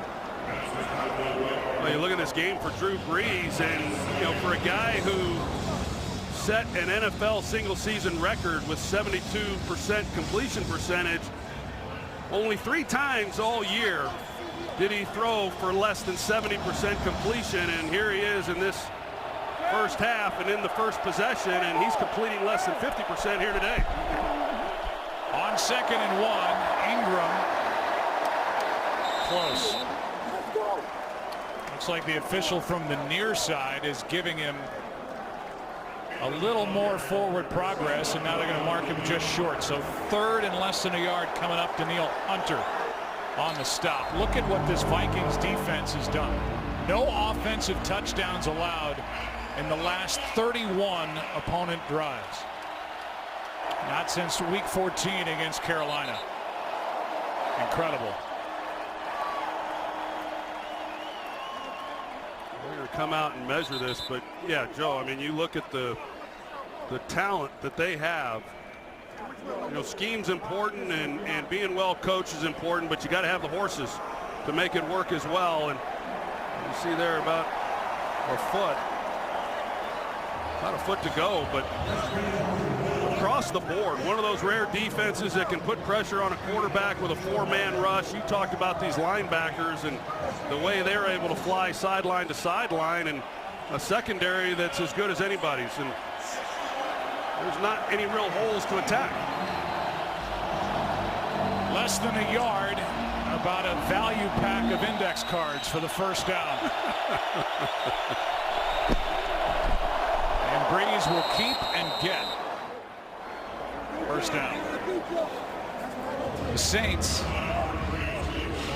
their offense had the longest active streak in the NFL of not getting shut out in the first half entering today. 61 straight games, but shut out by the Vikings here in the first half.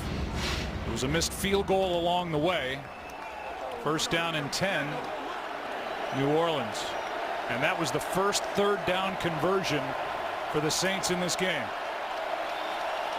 Well, the Saints bring in Austin Carr. He's just a rookie. Didn't have a catch all year. Handoff is to Kamara. And everybody gets in to push on the pile. Linval Joseph on the stop, and a gain of 3.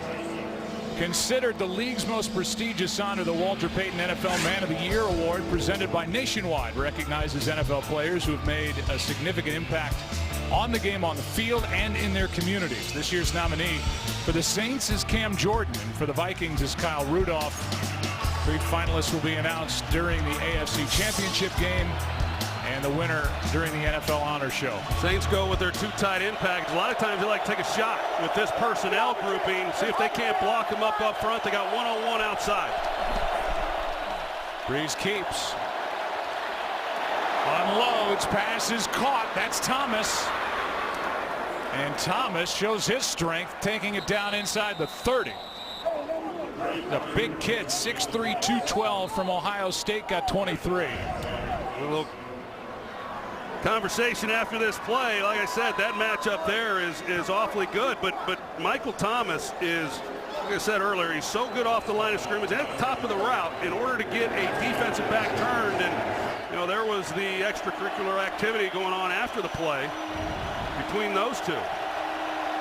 Now, Xavier Rhodes, he can decide on his own whether he wants to come up and play press, which is where he's best, or if he wants to play off. Mike Zimmer allows him to make that decision. Kamara carries, kind of ducks underneath the tackle and takes it down inside the 25. A gain of 5. Harrison Smith on the stop. Well, this is obviously a good drive after the sack and force the punt. Now you got to get something going offensively to climb back into this. Even though the Vikings didn't come away with any points on that drive, they did take time off the clock. And now this drive is taking time off the clock. And here we are at 3 minutes left in the third quarter. So looking at this as we move through this drive right here, it's imperative that the Saints cash in with a touchdown.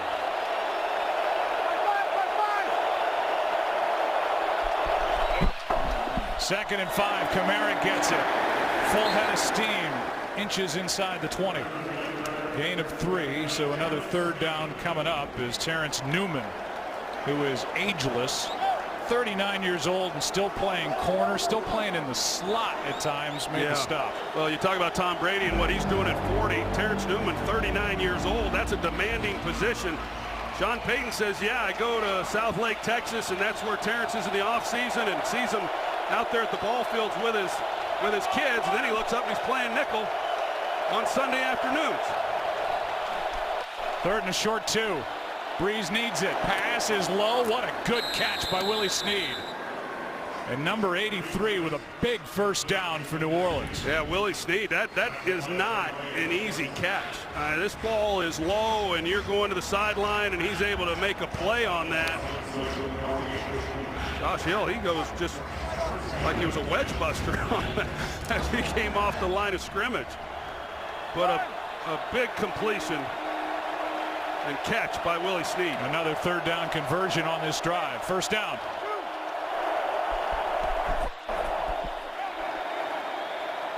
Nowhere to go. Pass underneath and a flag late. Real late. As the throw was in the direction of Michael Thomas. Andrew Sendejo is down. We'll take a break. We'll get the call when we come back. Show you what's going on outside. It feels like -6. The snow's been falling all day. But here inside, what happened a moment ago, they picked up the flag. See that collision with Thomas and Sendejo, and it looked like it might have knocked Sendejo all the way out. Well, it looked like he was out. Yeah, he's going inside, and they're going to check him pretty good. And they picked up the flag, and I think it was the right call because Michael Thomas was not looking up Sendejo. It was not him trying to take a shot. He's just simply running a route. Sendejo didn't see him either because he was keyed on Zach Line and man coverage, but it was a big-time collision. Mike, you agree with them picking up the flag? I certainly do, Joe. It wasn't a blindside hit. We don't know what they called it. It was shoulder to chest, actually, but it certainly was not offensive pass interference. Second down and 10 now. Breeze. End zone. Has a man. Touchdown, Michael Thomas. The man who was involved in that collision with Sendejo. Good throw, good catch, and the Saints are on the board. Well, they run the crossing route, and Rhodes is in man coverage, and once you take the inside and you get leverage, then you're going to beat him across the field if you have any kind of speed, and that's what Thomas is able to do. There's no chance for Rhodes then to keep up with him, and that's just the 14th touchdown pass given up by this Vikings defense all year long. Hard to come by. The Saints needed one desperately, and they come up huge. That's the first touchdown pass allowed since week 14 in Carolina by this Minnesota defense. And Xavier Rhodes, who was arguing with Michael Thomas because of that hit in coverage, over his hand into the arms of the young receiver. Saints down 10. There's only a minute 18 left in the third quarter. Each team with one third quarter possession. The Vikings took over 7 minutes off the clock, punted it. The Saints 6:40 off the clock, scored a touchdown, trailed by 10. There's life. And New Orleans going to kick it back to the Vikings. Under 2 to play in the quarter. We'll take a break. When we come back, Case Keenum in the offense for Minnesota, leading 17-7 in this divisional playoff. Welcome back to U.S. Bank Stadium, where it's now a 10-point game, and Troy, maybe the first little bit of pressure on this Vikings offense to move the ball since the beginning of the game. There's no doubt, and as we move through into the fourth quarter, things could tighten up a little for Keenum. Keenum, who's coming off that sack. Last time he had it, up for grabs and picked off by Marcus Williams. He stepped out of bounds, but now a takeaway by the Saints defense. And an ill-advised throw from Case Keenum, who threw it up for grabs. Well, they got Rudolph out there up top, but here comes Cam Jordan, and he's the one who gets the pressure right into Keenum's face. And that's, yeah, you're falling back, and to just throw it up for grabs like Keenum did, and you know that's the throw that worries Mike Zimmer. That there are those times when Keenum will make a poor decision, and that certainly was one at an inopportune time, with the Saints having just scored and kind of flipped momentum. You see the step out by Marcus Williams, the rookie who had 4 interceptions during the regular season. Biggest play in his young NFL career. They marked him at the 30, and Drew Brees is right back to work. Well, that's the thing that Keenum has been able to avoid this year. 10 games this season that he played without throwing an interception, and only had 7 on the season, and that could prove costly. Here's Ingram, not much. Let's go down for an update. Here's Chris Myers. Joe, Andrews Adejo has been taken to the locker room. He's in the concussion protocol, and on that play, Xavier Rhodes was upset that Michael Thompson hit him and the flag was picked up. Linval Joseph tried to calm him down. Terrence Newman scolded Rhodes for losing his emotions and giving up the touchdown, and then it was Mike Zimmer who calmed him down, paraphrasing here, saying, get back in the game, we have to finish this thing. Yeah, he's been hooked up with Michael Thomas all afternoon, now 2nd and 9. Well, they went after him on the man coverage. You can try, he's with them right now, so immediately Brees knows he's in man coverage. Sometimes you can use that emotion against a player. Just got it away. Pass is bobbled and caught by the tight end Josh Hill. Sets up a first down. The ball inside the 20. They'll mark him at the 15. Josh Hill working the middle, and a guy who they've had to rely on more with Kobe Fleener going down on IR in the middle of the year. A coach once told me that a bobble's as good as a drop, but he's able to hang in there and make the catch. On to the fourth quarter we go. It has tightened considerably. Back after this from your local Fox station. Well, for the Saints, in case you're wondering, last time they overcame a 17-point deficit in the second half to win was November of '03. Aaron Brooks was the quarterback. It was against Atlanta, and they really rode Deuce McAllister to that come-from-behind win. The largest deficit they've overcome for a win in the playoffs is 10 points.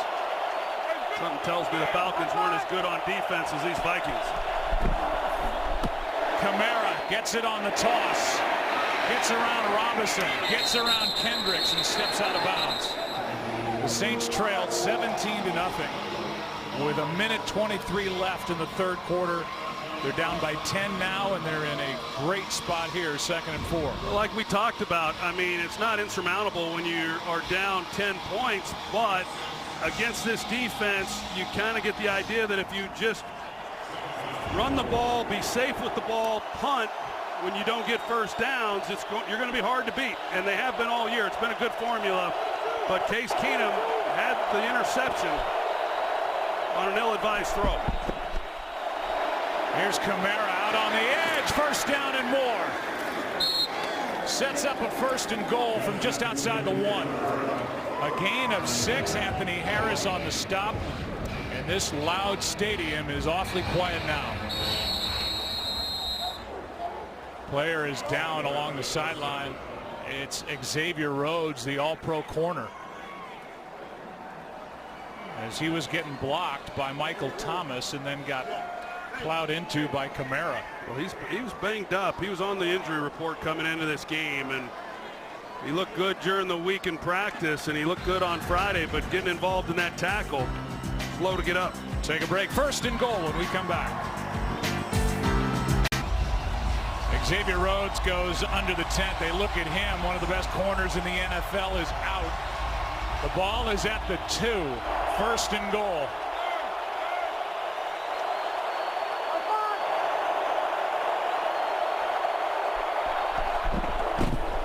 Kamara, nothing. Anthony Barr in there to make the stop. Wasn't alone. Troy, this looked like the best game and best matchup coming into this divisional playoff weekend. It took until late in the 3rd quarter for that to materialize, but it's a game now. Well, it sure is. It sure is. There's no doubt. And we'll see what Sean Payton wants to do here. Thought he might go play action, but there's going to go drop back.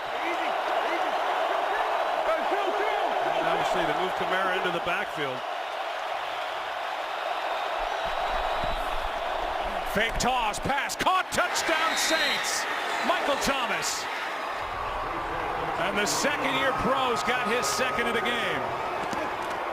The eyes went to Kamara on the fake toss, and Thomas made a move. No Rhodes out there, and a 3-yard touchdown. Well, I don't know if Rhodes would have made a difference, but Terrence Newman, as we said, the 39-year-old trying to keep up with him, and he drops into the end zone and just kind of opens the gate for the slant route, and pretty easy completion and touchdown for the New Orleans Saints. And the extra point by Lutz, who missed 3 during the regular season, to make it a 3-point game. It started with the interception, and it was provided by the rookie Marcus Williams. Breeze makes good on the chance. 3-point game in Minneapolis. Well, Drew Brees to Michael Thomas, 2 touchdowns in the last 3 minutes, 9 seconds. And if there was pressure on Case Keenum moments ago, well, it is ratcheted up considerably. 3-point game, and Keenum and the offense for the Vikings will start at the 25. Well, early in this ball game, Joe, we listed the 3 things that Sean Payton said that they had to do in order to give themselves a chance to win this ball game. And the 3rd one on that list was patience. And that means that there are going to be some negative things that happen, and you have to hang in there and just keep playing, one play at a time. But the other part of that is give yourself a chance to win in the 4th quarter. And they have now given themselves that opportunity, and we'll see how Case Keenum handles this, but this is an entirely different animal right now in the 4th quarter with a 3-point lead, and seeing whether or not he can execute this offense.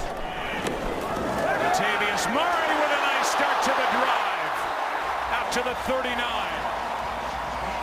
Williams on the stop and a carry of 14 yards. Well, we get Remmers, the left guard, and then we get Elflein, the center, and you see the push that they get.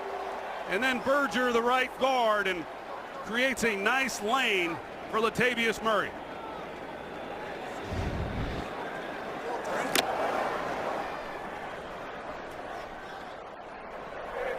On the Delta. Well, Mike Zimmer and Pat Shurmur, they'd sure like to just hand this ball off and see a lot more of those type runs. They do again. Nothing this time. Back to the line of scrimmage. And that play made by Mantateo. Now the last 4 possessions for the Vikings. It started with a punt, then the missed field goal, the punt, and the pick. Well, the missed field goal was, well, the big one was when they came out here to start this second half and they were in field goal range, and then they take the sack, they have to punt, and if you believe that Forbath would have made the kick, that's a 10-point swing because the Saints went right down and scored a touchdown. Play action from Keenum. Pass is floated for Wright. What a throw and catch! One of the best of the day from number 7. And he wants to hurry up in case Wright didn't secure this ball. They want to snap it. Well, 27 yards. That was money. That was money right there. Now, did he hang on to it? And it doesn't look like Sean Payton's going to get a look at this one. Well, it was right along the Saints sideline, and Payton has thrown the challenge flag. There were some on the Saints sideline saying the pass was incomplete. Here's the best look. Got the back half of the ball going down, and looks like a catch there. Yeah, it sure does. Sure does. We're blocked a little bit, but it looked like he on the had field of a completed catch. Here's another good look. I haven't seen anything yet that says incomplete. No. What do you think, Mike Pereira? I think he got a catch here. They may just say stand, but to me, he had the bobble going to the ground, but then he got control. And even if the ball did touch the ground, I did not see him lose control. Yeah, what a great throw by Case Keenum. He just drops this out of a helicopter and a little movement. But I agree with you, Mike. He looks to me like he's got it. He's got his arms underneath it. I certainly think that at this stage of the ball game and that play that it was worth the look by Sean Payton. Crowd thinks it was a catch.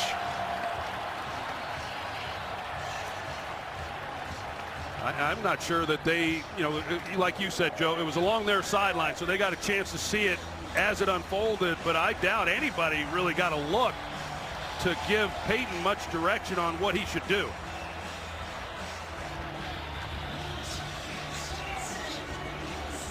Sean Payton only challenged 4 calls during the regular season, was 2 for 4 in challenges. It looks like to us this will cost him a challenge and a timeout. After review, the ruling on the field stands. It is a completed catch. New Orleans will be charged with their first time out of the half. They also have 1 challenge remaining in regulation. Hey, that's the biggest throw of the day for Case Keenum. That's right. That's what I was going to say. I mean, he showed some nerves of steel there. That all of a sudden you've got this 17-point lead, and then you're faced with a 3-point lead, and the momentum obviously has shifted, and you got to make a play, and he drops it right in the pocket. That is the longest play of the game. 27 yards of the completion to Jarius Wright, who, by the way, had only 18 catches during the regular season. Out of the backfield, McKinnon catches it on the move in a short game. P.J. Williams forced him out, a gain of 4.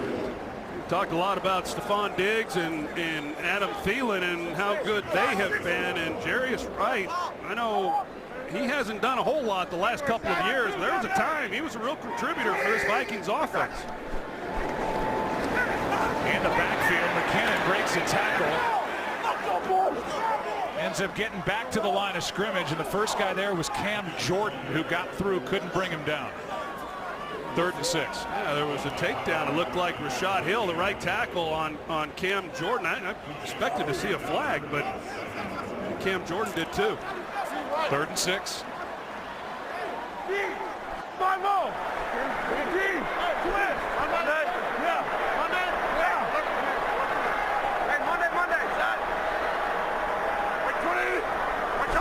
They're inside field goal range at the moment.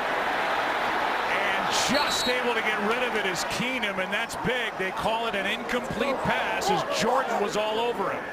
Rashad Hill, as I said, he has started 6 of the last 8 games, but he has a tendency to play awfully high, and he does here, and Cam Jordan comes right around him and makes a play. You can see he comes right around the edge. Keenum has no chance. Now, does the ball come out? It looked to me like it did, that he was able to unload it, but Cam Jordan, as he has all year long, he's having himself another outstanding ball game. That's a big job by Keenum to avoid the sack. Second 49-yard try by Forbath. He missed from this length at the end of the first half, and whistles before the play as, how about this, Sean Payton's going to challenge. I that challenge. I mean, when you look at where we're at and you've already lost one timeout, and if you don't get this one, you lose your second challenge. Mike Pereira, the knees were up as far as I could see. New on Orleans that is throw. challenging. They believe the quarterback's knee was down prior to throwing the forward pass. And I know Sean Payton thinks that, but Sean Payton is going to find himself now for the rest of the fourth quarter, certainly up to the 2-minute warning, without any challenges. And only one timeout. He's going to lose this challenge, lose his second timeout. So tough one here. Understand the challenge. Think it might take him out of field goal range, but at the risk of losing the final ability to challenge and the timeout, I think this is going to be confirmed that it's an incomplete pass. Troy, it was about 8 yards of field position that effort by Keenum saved. So instead of a 57-yard try, it's a 49-yard try. And you saw a moment ago, easily in the range of Kai Forbath, who is 1 for 2 in the game. Well, we saw what happened on the possession to start this second half on the sack, and how that knocked them out of field goal range on third down, and it almost, you know, happened again. And I mean, we agree that he got the ball out. We'll see, but there's a lot of ramifications from the challenge if they don't win this. Losing the timeout, not having any more challenges, as Mike pointed out, in a tight ball game. I think Sean Payton's got to either get better information in his headset about challenging a play, or avoid the emotion of challenging a play, because that looks like a waste. Yeah, I think the first challenge, I agree with that challenge, because I think at that point in the game, it was a big play in the game that set them up down here for a field goal if they weren't able to finish off the drive. And I don't think they got a look. It would happen so fast with Keenum getting to the line of scrimmage. I think that was worth the challenge, but this one a little different story. We look at it again. The knees are up. The ball's close. out. It's close. But it is close. Even the Saints are lined up expecting the ball to be snapped from the 31. And yet it's another long delay as we wait for New York to figure it out.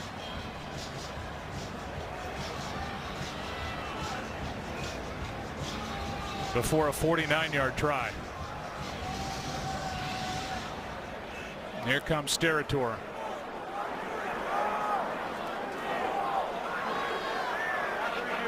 The ruling on the field is confirmed. The quarterback was not down by contact prior to releasing the forward pass. It's an incomplete pass. New Orleans is out of challenges. They also have one timeout remaining in the half. File that one away with 10:17 left. Kai Forbath will try to make this a 6-point game.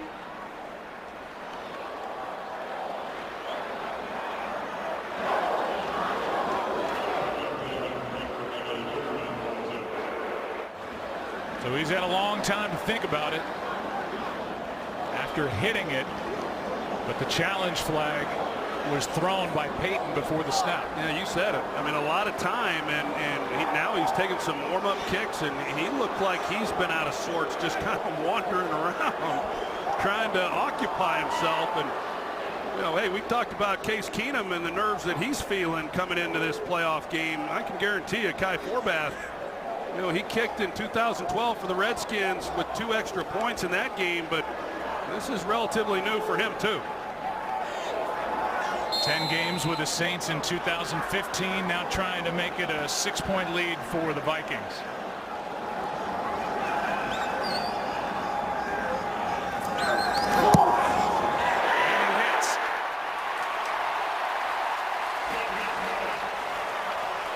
Forbath drills it. 2 for 3 on the day. High snap from the new center, Jeff Overbaugh. Good hold, good kick. The lead is 6. Just a little note about Case Keenum, who's been good on third down all game. 7 for 9 throwing the ball, and that last incompletion saved 8 yards of field position and led to the 49-yard field goal, which made it a 6-point game. Forbath hits it. A chance for Kamara is going to bring it out. Crossing the 25, not much more. Tonight after football, the action continues on FS1 with a great UFC card featuring Jeremy Stevens taking on Do-Ho Choi. It's live, it's free, and it's only on FS1 tonight, right after football. You're kind of playing with fire when you start kicking off and giving Alvin Kamara an opportunity to return a kick. He returned one over 100 yards a few weeks ago. He's had a couple opportunities. It's not what the Vikings would like, but he has had a couple opportunities, and fortunately for Minnesota, he hasn't done a whole lot with it. Good second half for Drew Brees, 8 for 9, 2 touchdowns.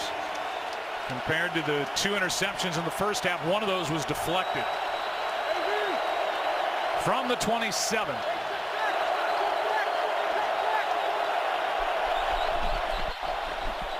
Kamara, the rookie, part of a backfield that for the first time in NFL history, 2 running backs had over 1,500 yards from scrimmage.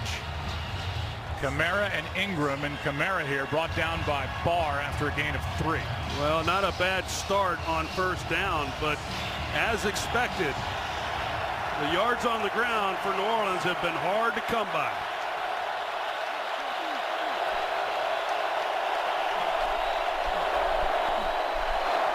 Rolled out to the right. Ginn made the catch, knocked out of bounds by Trey Waynes, short of a first down by a yard. Waynes is busy. When you play opposite Xavier Rhodes, you get a lot of action. He was targeted over 100 times this year, tied for 5th most at 102 chances among NFL cornerbacks. Well, we'll see what happens here. We've seen the Saints in this situation when they've not been able to pick it up. They just have 2 conversions on the day. As we said, the Vikings, one of the best in the history of football, on this down.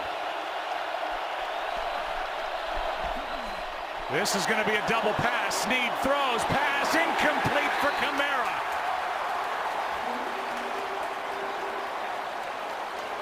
And that tells you all you need to know about the respect that Sean Payton has for the 3rd down defense of the Vikings with this trick play. Guarantee you, Sean Payton's been waiting for the opportunity in this game to make this call, and what a great opportunity it was at this point in the 4th quarter, and they've got him. And Snead knows that he missed a wide open Alvin Kamara. If he catches that ball, it probably scores a touchdown. Instead, a punt, and a good one from the injured Morstead. Back to the 10 is Sherrills with a fair catch. Under 9 to go, and a good matchup. Saints and Vikings, 6-point game. Our friends at CBS at 3:05 Eastern next Sunday will have the Patriots and the Jaguars. Patriots in their 7th straight AFC Championship game, and then we'll follow here on Fox with the winner of this game at #1 seeded Philadelphia. It's Championship Sunday on the 21st. Right now we are 21 days away from February 4th and Super Bowl 52 right here. Case Keenum during that TV timeout was smiling and joking with Gene Steratore, so he's pretty loose. On the ground, Murray, not much. Gain of 1. Let's go back to the 2nd career pass attempt by Willie Snead. Well, good design, and then you're going to see Snead here who gets the throw, and watch what happens. Kamara, he's able to go past Anthony Barr, who gets lost in the man look, and if he catches that, he's one-on-one on Harrison Smith, and that's what he's saying. He's wide open, and boy, couldn't have drawn it up any better. It was a great time in the game to make the call and just didn't execute the pass. Keenum in trouble, steps away from his sack and throws it away, and a flag is thrown in the secondary. And it is a defensive hold, which brings with it a first down. There's Marshawn Lattimore, and prior to the pass, the flag was thrown. holding defense number 23, 5-yard penalty, automatic first down. We talked about Sean Payton having that play in his pocket. Willie Snead grew up in Michigan, played at Muskegon Heights High School, and threw for over 4,000 yards and 40 touchdowns in high school. So he got the old high school arm cranked up, but couldn't connect in this divisional playoff. I bet you he completed that pass every time they worked on it in practice, too.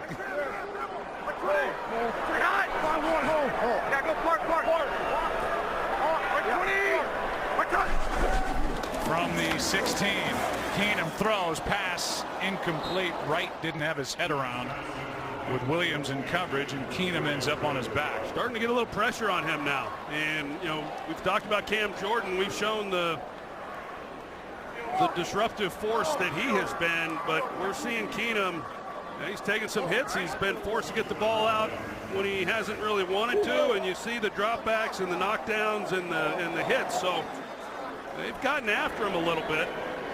Now second down situation, and they got their big people in. Saints are loaded up defensively to defend the run. Handoff to McKinnon. Fights his way just across the 20. And a gain of 5. Craig Robertson on the tackle. Well, we've seen what's happened on the last few third downs, and they have Rashad Hill at right tackle just simply has not held up, and Cam Jordan is working against him again here, and we'll see whether or not they give some help with him in the protection. One-on-one there. The pass is caught by Diggs. First down and more. Big play on third down.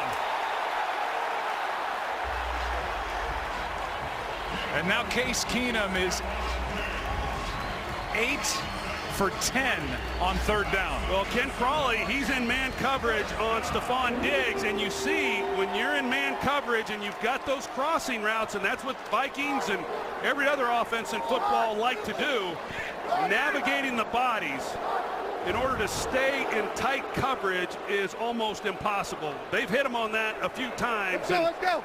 That's a big third down conversion for this Vikings offense. Crowd wanted a flag for a late hit. They don't get it. That was 22 yards. Here's Murray with the ball covered up. Back to the line of scrimmage, that's all. I've talked about Dennis Allen and you know, will he start bringing some pressure?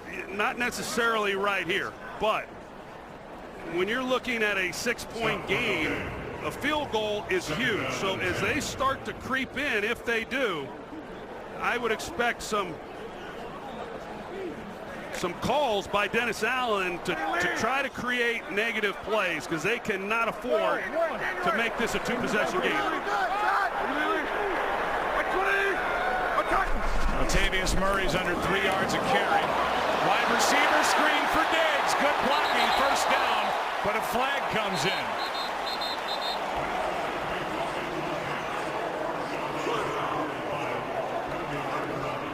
And it's against the Vikings.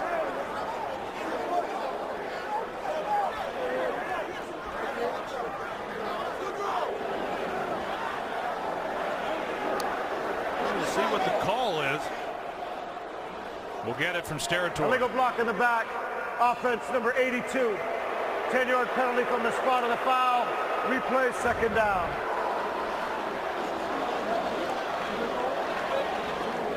And that shove by Kyle Rudolph gets a thumbs up on the flag from Mike Pereira in our booth.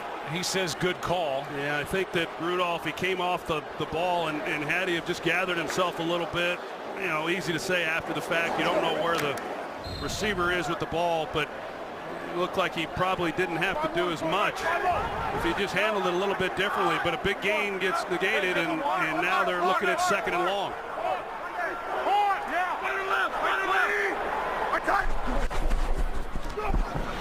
Second and 19. Pass is caught by Thielen, and he goes down immediately. So third and long coming.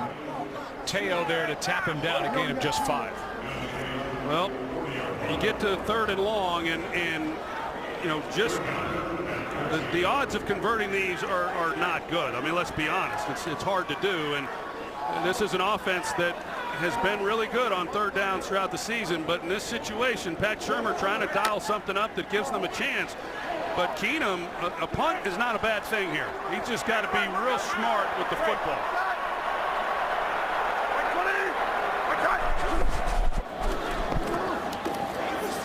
Pass to the sideline, broken up. Pass intended for Thielen, and no flag as Lattimore was there in coverage. Lattimore banged up at the end of the play. Well, it's kind of like what happened earlier on another play. You know, these bang collisions as the ball's arriving. You know, he probably got there just a tick before the ball, but these officials, when it is that bang type sequence, they're going to let it go. I think it was a good non-call. Mike Pereira, do you agree?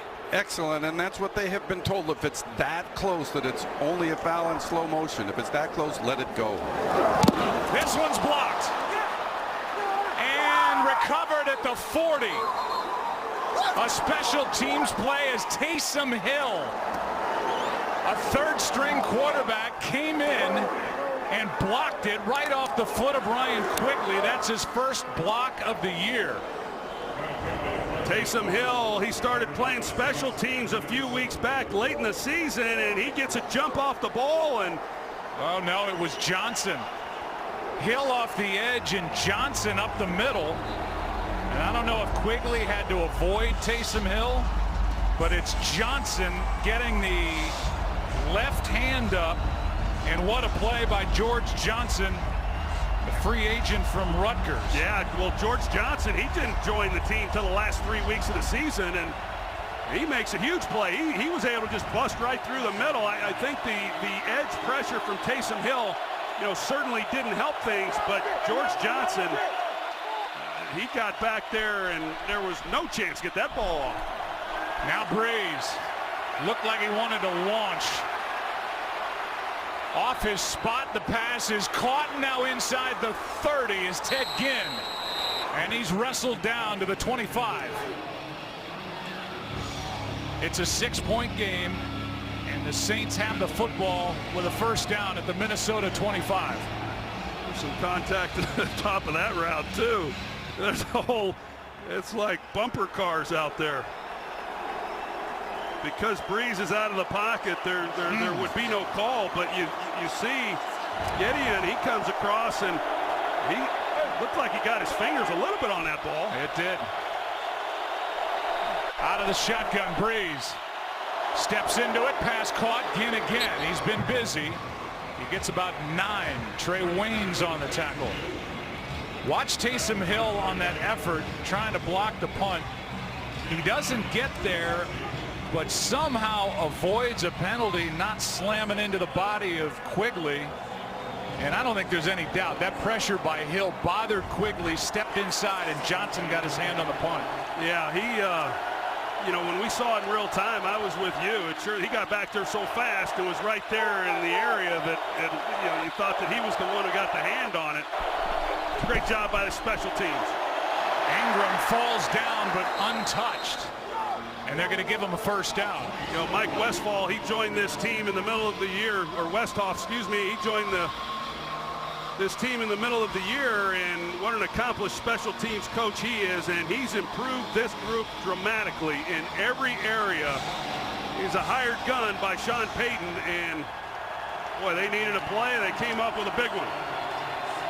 Sean Payton thinks Taysom Hill could very well be the quarterback of the future for the Saints, but right now just made a dent on special teams. First down, Saints, under 3.5 to go.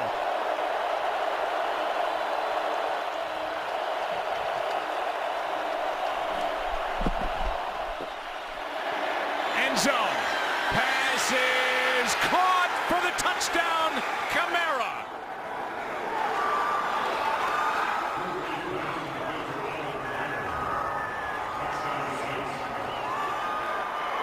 All the way back from down 17-0. It's now 20-20 with the extra point coming. Pretty simple route combination. They go trips. They run the outside guys on slants. They got Alvin Kamara inside here on slants, and he's going to run that route there. He's one-on-one on Kendricks, and it's not bad coverage. I mean, honestly, but it takes a perfect throw. Hey, Drew Brees had himself a heck of a second half. Lutz puts New Orleans on top for the first time today. What a comeback with 3:01 left. Let's go back to it. when you got man like that and you've got a receiver slash running back with the skills of Alvin Kamara on a linebacker, as good as Eric Kendricks is, and as well as he can run, you got a lot of field to work with as the quarterback. And as soon as they lined up, he saw man coverage. He knew exactly where he was going with the football, and time after time this year, the rookie has delivered. Special teams got the block punt. And then Drew Brees, the vet, with his 13th career postseason start, 7-5 overall, 1-4 on the road.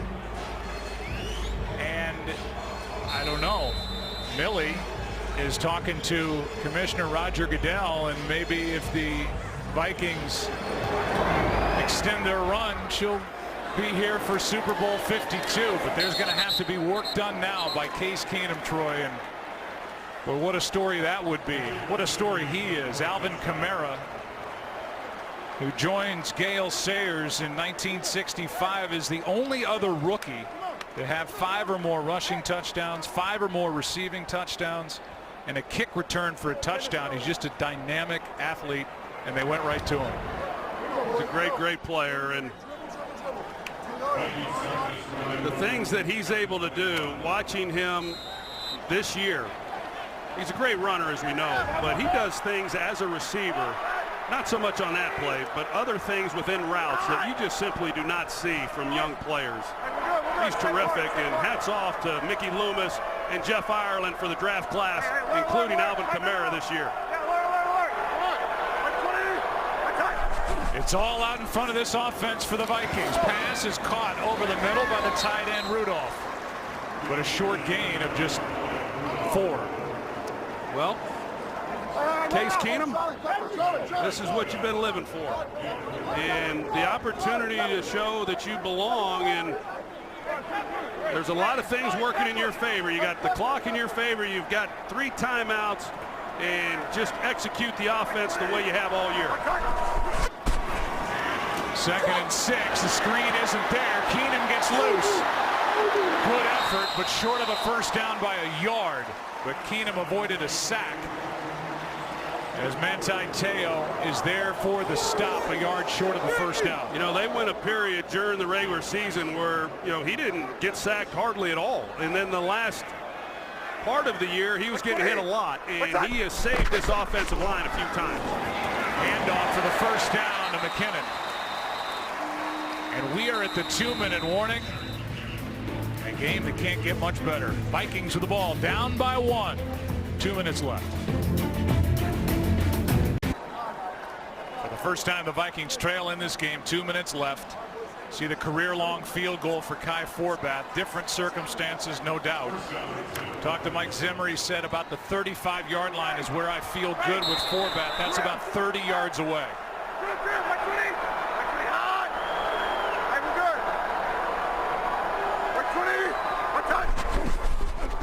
Keenum out of the shotgun on first down. Throws it away in essence. All right, I know Vikings fans don't want to see this, and they'll blame me. But there's no time like the present to change the narrative. Opportunity maybe. The 98 NFC champ game against Atlanta. Gary Anderson missing what could have been an icing 38-yard field goal. They went on to lose that game. And then the one 2 years ago in 2015, Blair Walsh wide left from 27 yards away in the loss against Seattle in the wild card round. And those are just the kicks. I mean, they've had some other devastating losses over the years in other ways. Low snap. Keenum throws it. Flag. Pass caught by Thielen. Oh, my God. Up for grabs, and Thielen with a catch of a lifetime. Flags are down. I think they were going to get the flag on Lattimore anyway right there, but they're going to get a lot more. Instead of a 5-yard holding penalty, they're going to get this completion, it looks like. How good is this guy? Unbelievable. He comes into the league as an undrafted free agent, and just over the years. 2 fouls against the defense. Prior to the pass holding, defense number 23. That penalty is declined. We also have pass interference defense, number 23. That is also declined, and the result of the play is a completed catch and a first down. It's really phenomenal. This guy comes into the Vikings as an undrafted free agent, as you said earlier in this ball game, and not a lot expected out of him, and he just continued to work his tail off each and every day and has turned himself into an all-pro wide receiver. He's going against one of the best corners in football, Marshawn Lattimore, Pro Bowl player, and Adam Thielen makes one heck of a catch. Unbelievable. 24-yard catch. It'd be a 58-yard try from here, so they're edging into field goal range. Pass incomplete. Thielen the target again, and Lattimore was defending again at 2nd and 10. Now this is where Case Keenum, he's got to be real smart about this and understand where he needs to get to, and and cannot take a sack. And then on the other side of this is the 2 challenges by Sean Payton leaves him just 1 timeout. 2nd down and 10. I know you said the 35-yard line, Joe, but he can get to the 39. I mean, right on the range now for Forbath. They don't really need any more. Blitz coming off the edge. Pass is caught by Rudolph, and there's near the 35. Catch is made. Gain of 5. 3rd and 5. Now here's the deal. So now they're out of the clock stops. They're gonna, I would guess, run the ball, but if they go for it and pick up the first down, they can run this thing down, and not leave any time left. But do they want to risk knocking themselves out of range? Keenum throws it up for grabs again, and it's incomplete. Rudolph the target. And it's 4th down.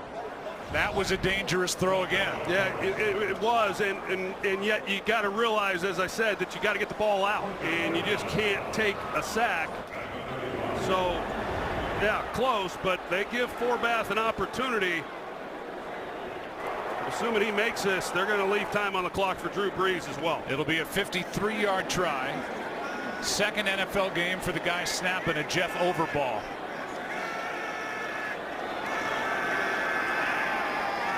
This for the lead. Forbath. He got it.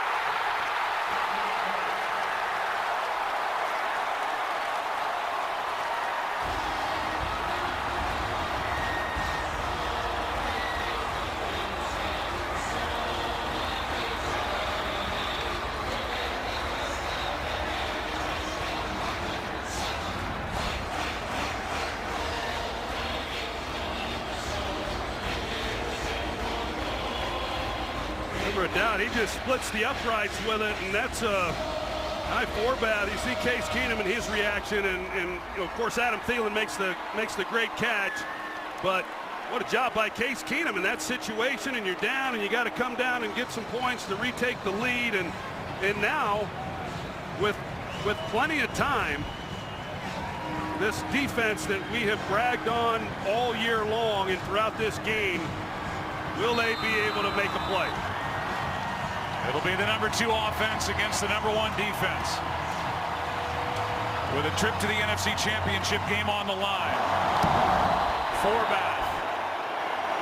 Kamara will take a knee.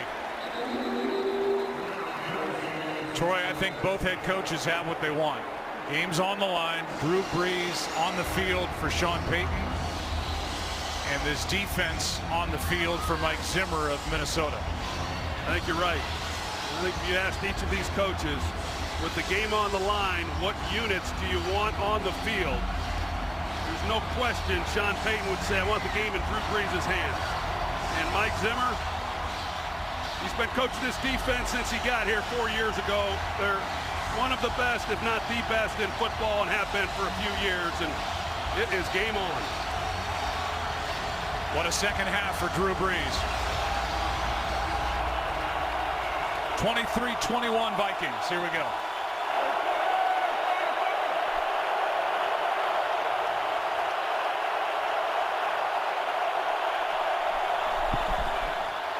Brees floats it.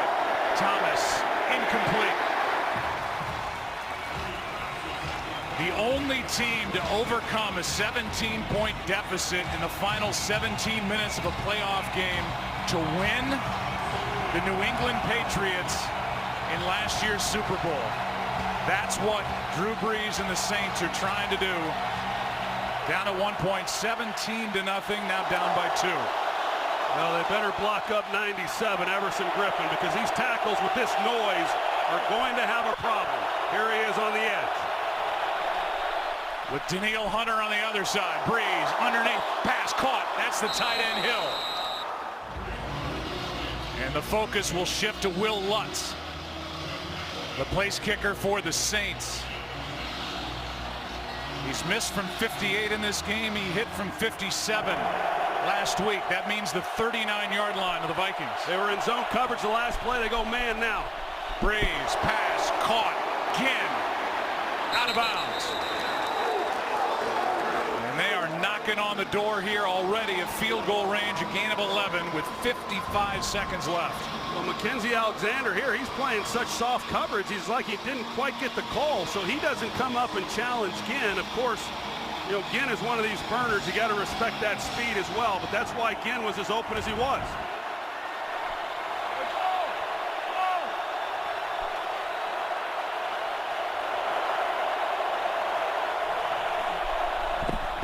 Brees, quick throw, pass broken up. Xavier Rhodes with the left arm in front of Thomas. And the All-Pro makes a play. Boy, that's been a heck of a matchup throughout this game and the battles that are going on.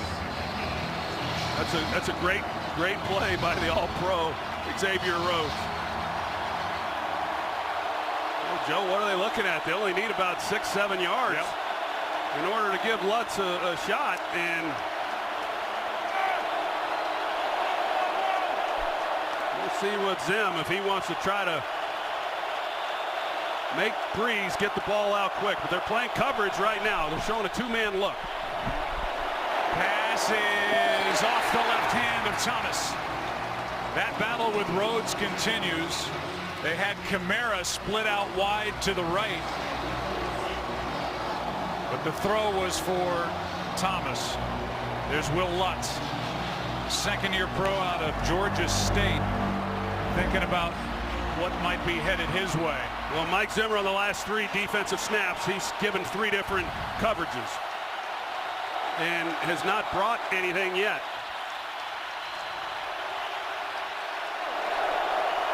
Third and 10. They're showing the safeties wide up here, and the vulnerability of that defense is in the middle. Pass is incomplete. It was there and through the hands of Michael Thomas. Now it's 4th down. They've tried this route combination 3 times now on this drive. They opened up the possession with the same throw with the press coverage, trying to get Thomas on a back shoulder fade, and here we go. This is the game. This is the game because they're not in field goal range. So that means the Saints have to get 10 yards to have a life.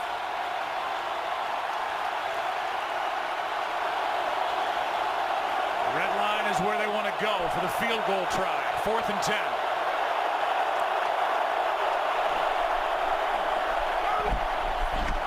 Brees, pass, caught, Snead.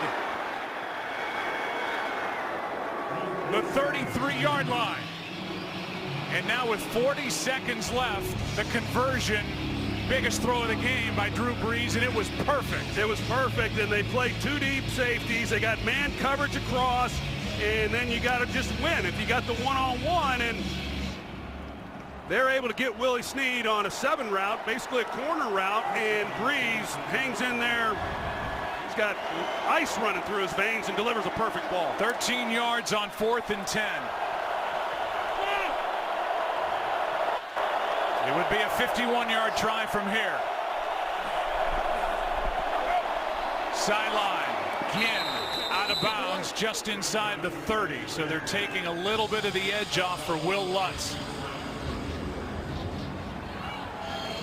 Who during the regular season was 31 of 36, 13 of 16, 40 to 49 yards, and 4 for 5 from 50 plus.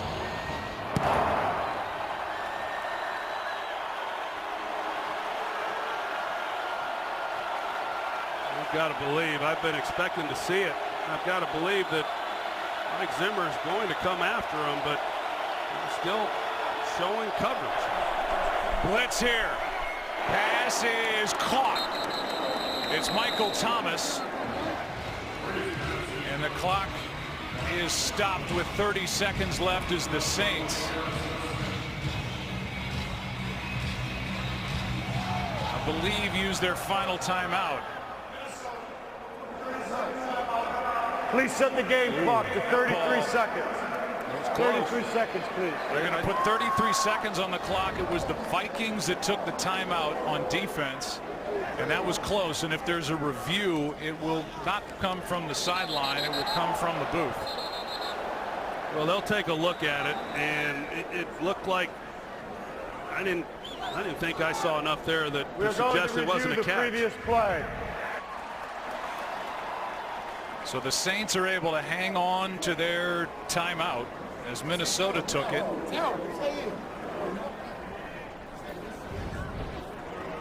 And they're reviewing the catch. Right now the ball is inches inside the 25. So you're looking at just over a 40-yard field goal try here.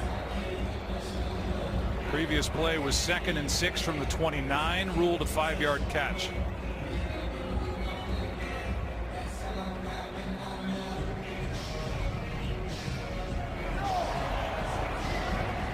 So after a dominant first half by the Vikings, and their only blip was a 49-yard miss by Kai Forbath, the Saints have come roaring back.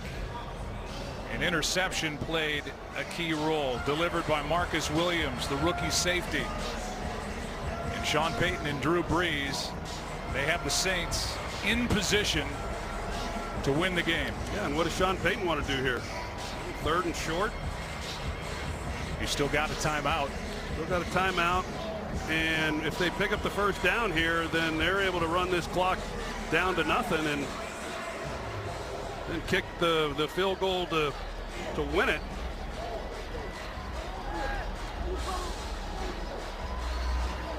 So this long look, we haven't seen anything with our reviews to say that they'll overturn the 5-yard catch call. Brees in the second half, 17 of 22, 177 yards, 3 touchdowns, no interceptions against this #1 ranked defense. He's been tremendous. After review, the ruling on the field stands. There's a completed catch. 3rd down, 1.5, New Orleans.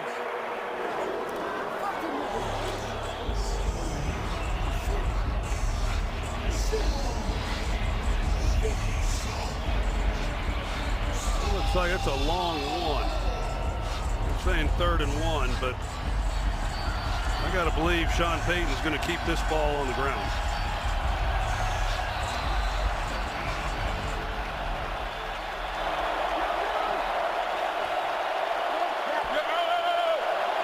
Kamara in the backfield, gets it, carries it, doesn't get anything. In fact, lost half a yard. And a timeout is taken by the Vikings. They have 1 left.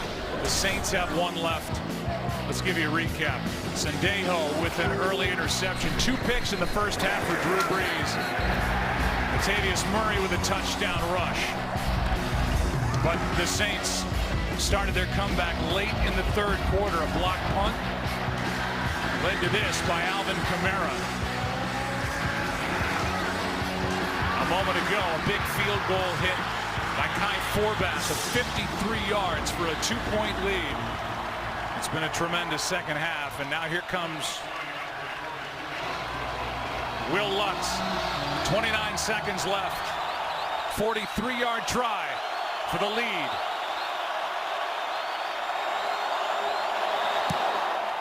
Lutz drilled it. And the Saints are back on top.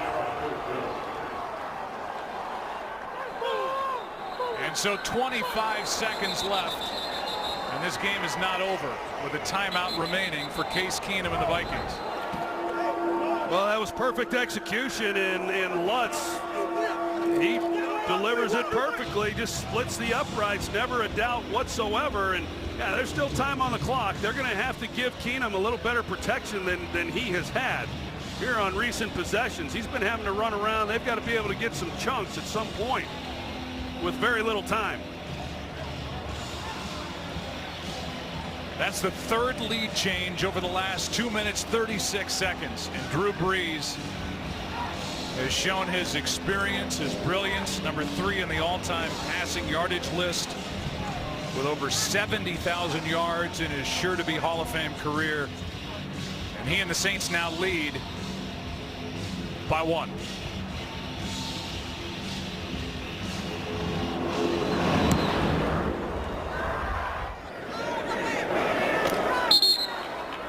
So 25 seconds left, starting at the 25, and it's all on Case Keenum and this Minnesota offense to give Kai Forbath another chance. Well, we'll see what he can do. We talked about it when Brees took the field. Brees against this Minnesota defense, and I'll tell you, in today's game, it is hard. It is hard to stop a quarterback like Drew Brees, and when all you need is a field goal to keep that from happening. We'll see if Keenum can work a little magic here.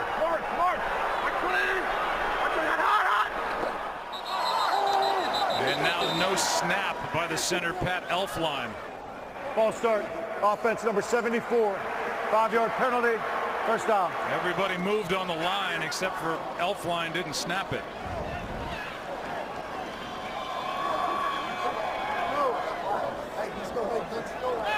Like he's trying to go, you heard him at the line of scrimmage trying to use a little hard count. Maybe you get a free play and you can take a shot down the field immediately.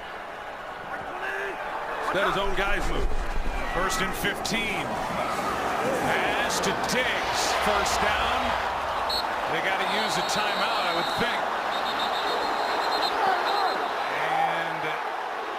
And 17 seconds left. And timeout taken by the Vikings. They're out of timeouts.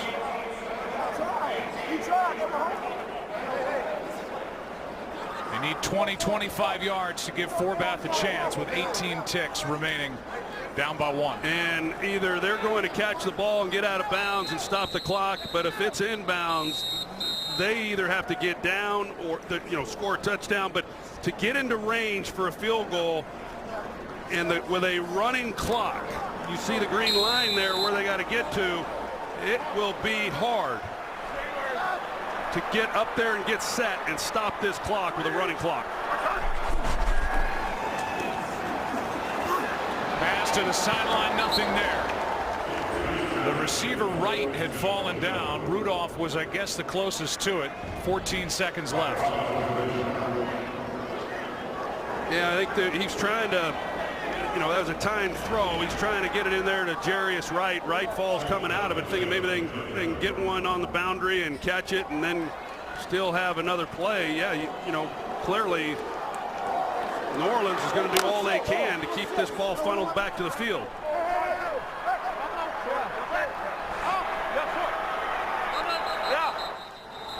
Now timeout. 3rd and final charge timeout. New Orleans.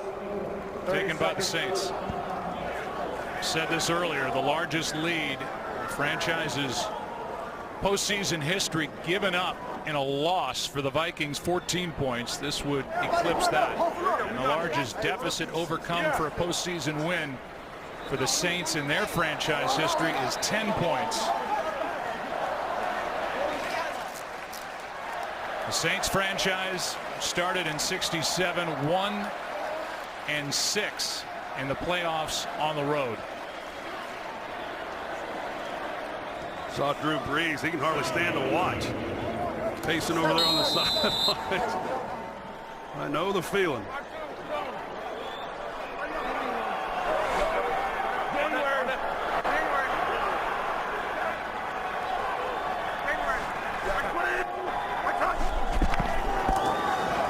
Keenum gets his and throws incomplete.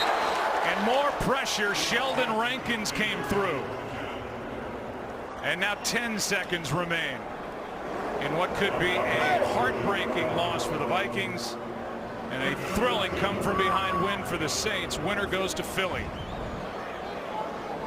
See that Sheldon Rankins, and they run a twist inside, and they want to try to get a shot, but you're going to see what the Saints are doing. They get these guys down here, they're going to try to funnel everything in, and that's the short side of the field, and so they're figuring to save time. That's going to be where Keenum's going to try to work the ball on the boundary. Keenum steps into it. Pass is caught. Diggs! Sideline! Touchdown! Unbelievable! Vikings win it!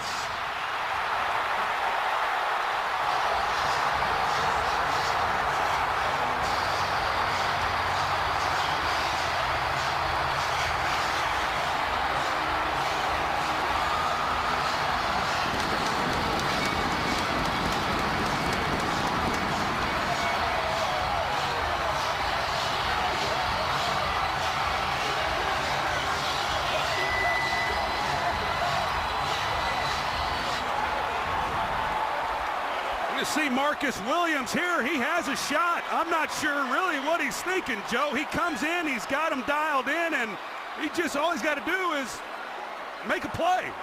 And even if he catches it, you tackle him in bounds, the game is over. And I know Diggs, he's catching this, he's expecting somebody to hit him. And he turns around, heck, nobody's there. And he's off to the races, and it's pandemonium. 61 brilliant yards for Stephon Diggs. And Case Keenum has just taken the Minnesota Vikings to the NFC Championship game in a game none of us will soon forget. Well, by rule, they got to kick this. They got to kick this extra point. I don't know how they're going to get that done. Case Keenum cannot believe it, nor can anyone else. I just simply don't know what Marcus Williams was thinking. For a guy who's had such a great career, a great year here in his rookie season, but what a finish for this Minnesota Vikings team.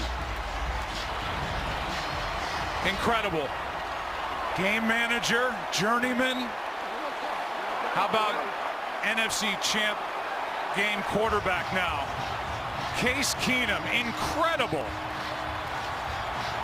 The Vikings didn't quit, the Saints didn't quit. What a game. And Minnesota wins it. And they'll take on the Eagles late next Sunday. Pretty remarkable, and you see they're going high-low with boundary routes.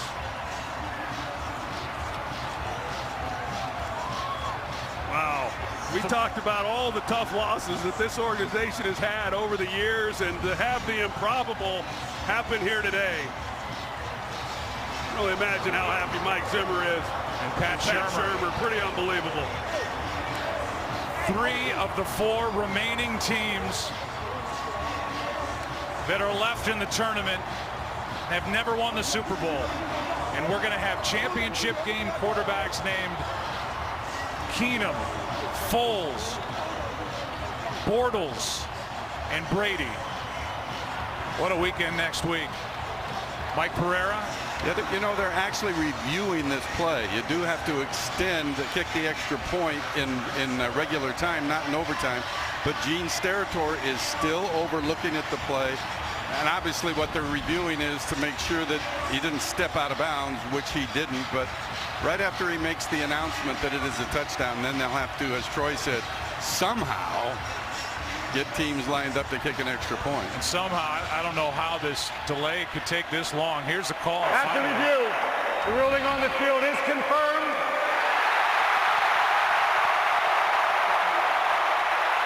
However, we do have to kick the point after touchdown. We must kick the extra point to finalize the game.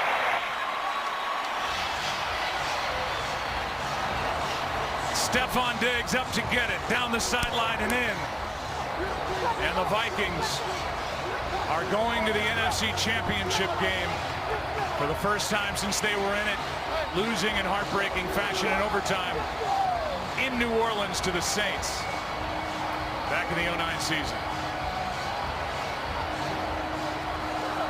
we heard Gene Steratore say, they by rule, they got to kick this extra point. Well, they can't do it with Chris Myers out on the field. I don't know how, we may be here a while. They got to clear everybody off the field, and they'll at least snap it. Chris is still trying to get interviews. By the way, the Saints are gone. They're off the field. There's what, 1, 2, about 3 Saints still left out there. As they play the replay on the video board, just absolutely breathtaking. I'm not sure in all my years, Joe, I've ever seen anything like that.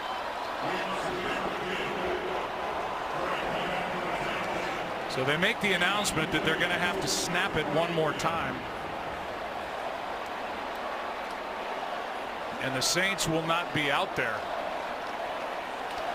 Case Keenum's out there. He's got an entourage of photographers. This is one of those games that goes down in history. On this 61-yarder to Stephon Diggs, basically last gasp. And the last gasp, they came up with air and came up with a touchdown and came up with a chance to go to Philly, and now a chance to have a home game in Super Bowl 52, but a tough Philly team waits with that great defense. It's going to be some matchup next week. You know, Marcus Williams is going to have to live with this for the entire offseason and, quite frankly, for the rest of his career. And you just wonder when he comes up if he's worried that he doesn't want to pass interfere. It's around the 35-yard line or so as to when the catch was made. You know, how does he play it? And he obviously did not play it well, and it's game over. How about Stephon Diggs? Had 2 in week 1 against the Saints. Had 8 touchdown catches on the year, and that's the biggest catch and run of his life. The 5th-round pick from Maryland. And we're still waiting for the last snap. This is just kind of borderline ridiculous. Keenum will run the 2-point conversion. Yeah. Here come the Saints back out. And of all people, Thomas Morstead, who we've watched gasping for air and clutching his chest, is going to come back out and line up on the defensive line. Got a shot. Pat Shurmur, who is likely headed for a head coaching spot. If you believe the rumors, either Arizona or the Giants. But he will try to coordinate the offense for a date with the Eagles, and as I said, a terrific defense in Philadelphia. And the Skull chant led by the new hero, Case Keenum.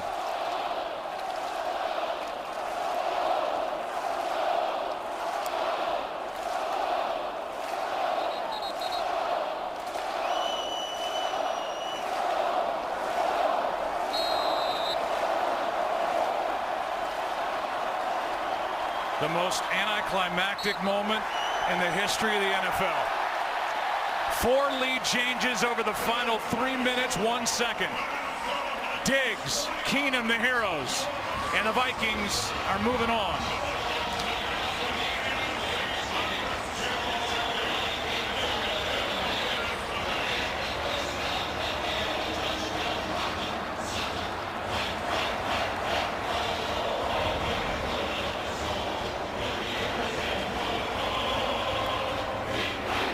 One of the best plays in the history of the Minnesota Vikings in their 57th season in franchise history with a hero, Case Keenum.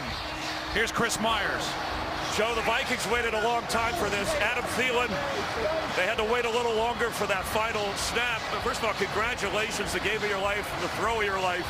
And tell me about the last play, desperation time to Diggs for the win. Yeah, man, I mean, I can't even explain it, man. I mean, we were definitely in desperation mode. Just tried to give my guy a chance, and Diggsy made a heck of a play. Made a lot of plays today. You got to give our guys credit, man. We fought to the very end. And that's special, man. That's one of the most special times of my life. You had to be thinking just maybe a penalty, give me a chance at a field goal here at that situation, right? I mean, you were down to your last out. Yeah, we missed a few there early. We knew we needed to get a chunk, and then try to get into field goal range. But I mean, with last play, I mean, I don't even know what just happened, man. It's crazy. Craziest game you ever been in. This place is going crazy, and it's a special mark, not only Viking NFL history. Yeah, I mean, I don't even know right now. I can't. I have no words. You asked me about this moment. What this moment's meant to me is probably going to go down as the third best moment of my life, behind giving my life to Jesus Christ, marrying my wife, and this one's right there close. All great moments. Well, thank you very much. We'll see you in Philadelphia next Sunday. All right, Case Keenum. Joe? 61 yards on 3rd and 10 with no timeouts and 10 seconds left. The State Farm postgame show is coming up. That look says it all. What a game. Until next Sunday, so long from Minneapolis.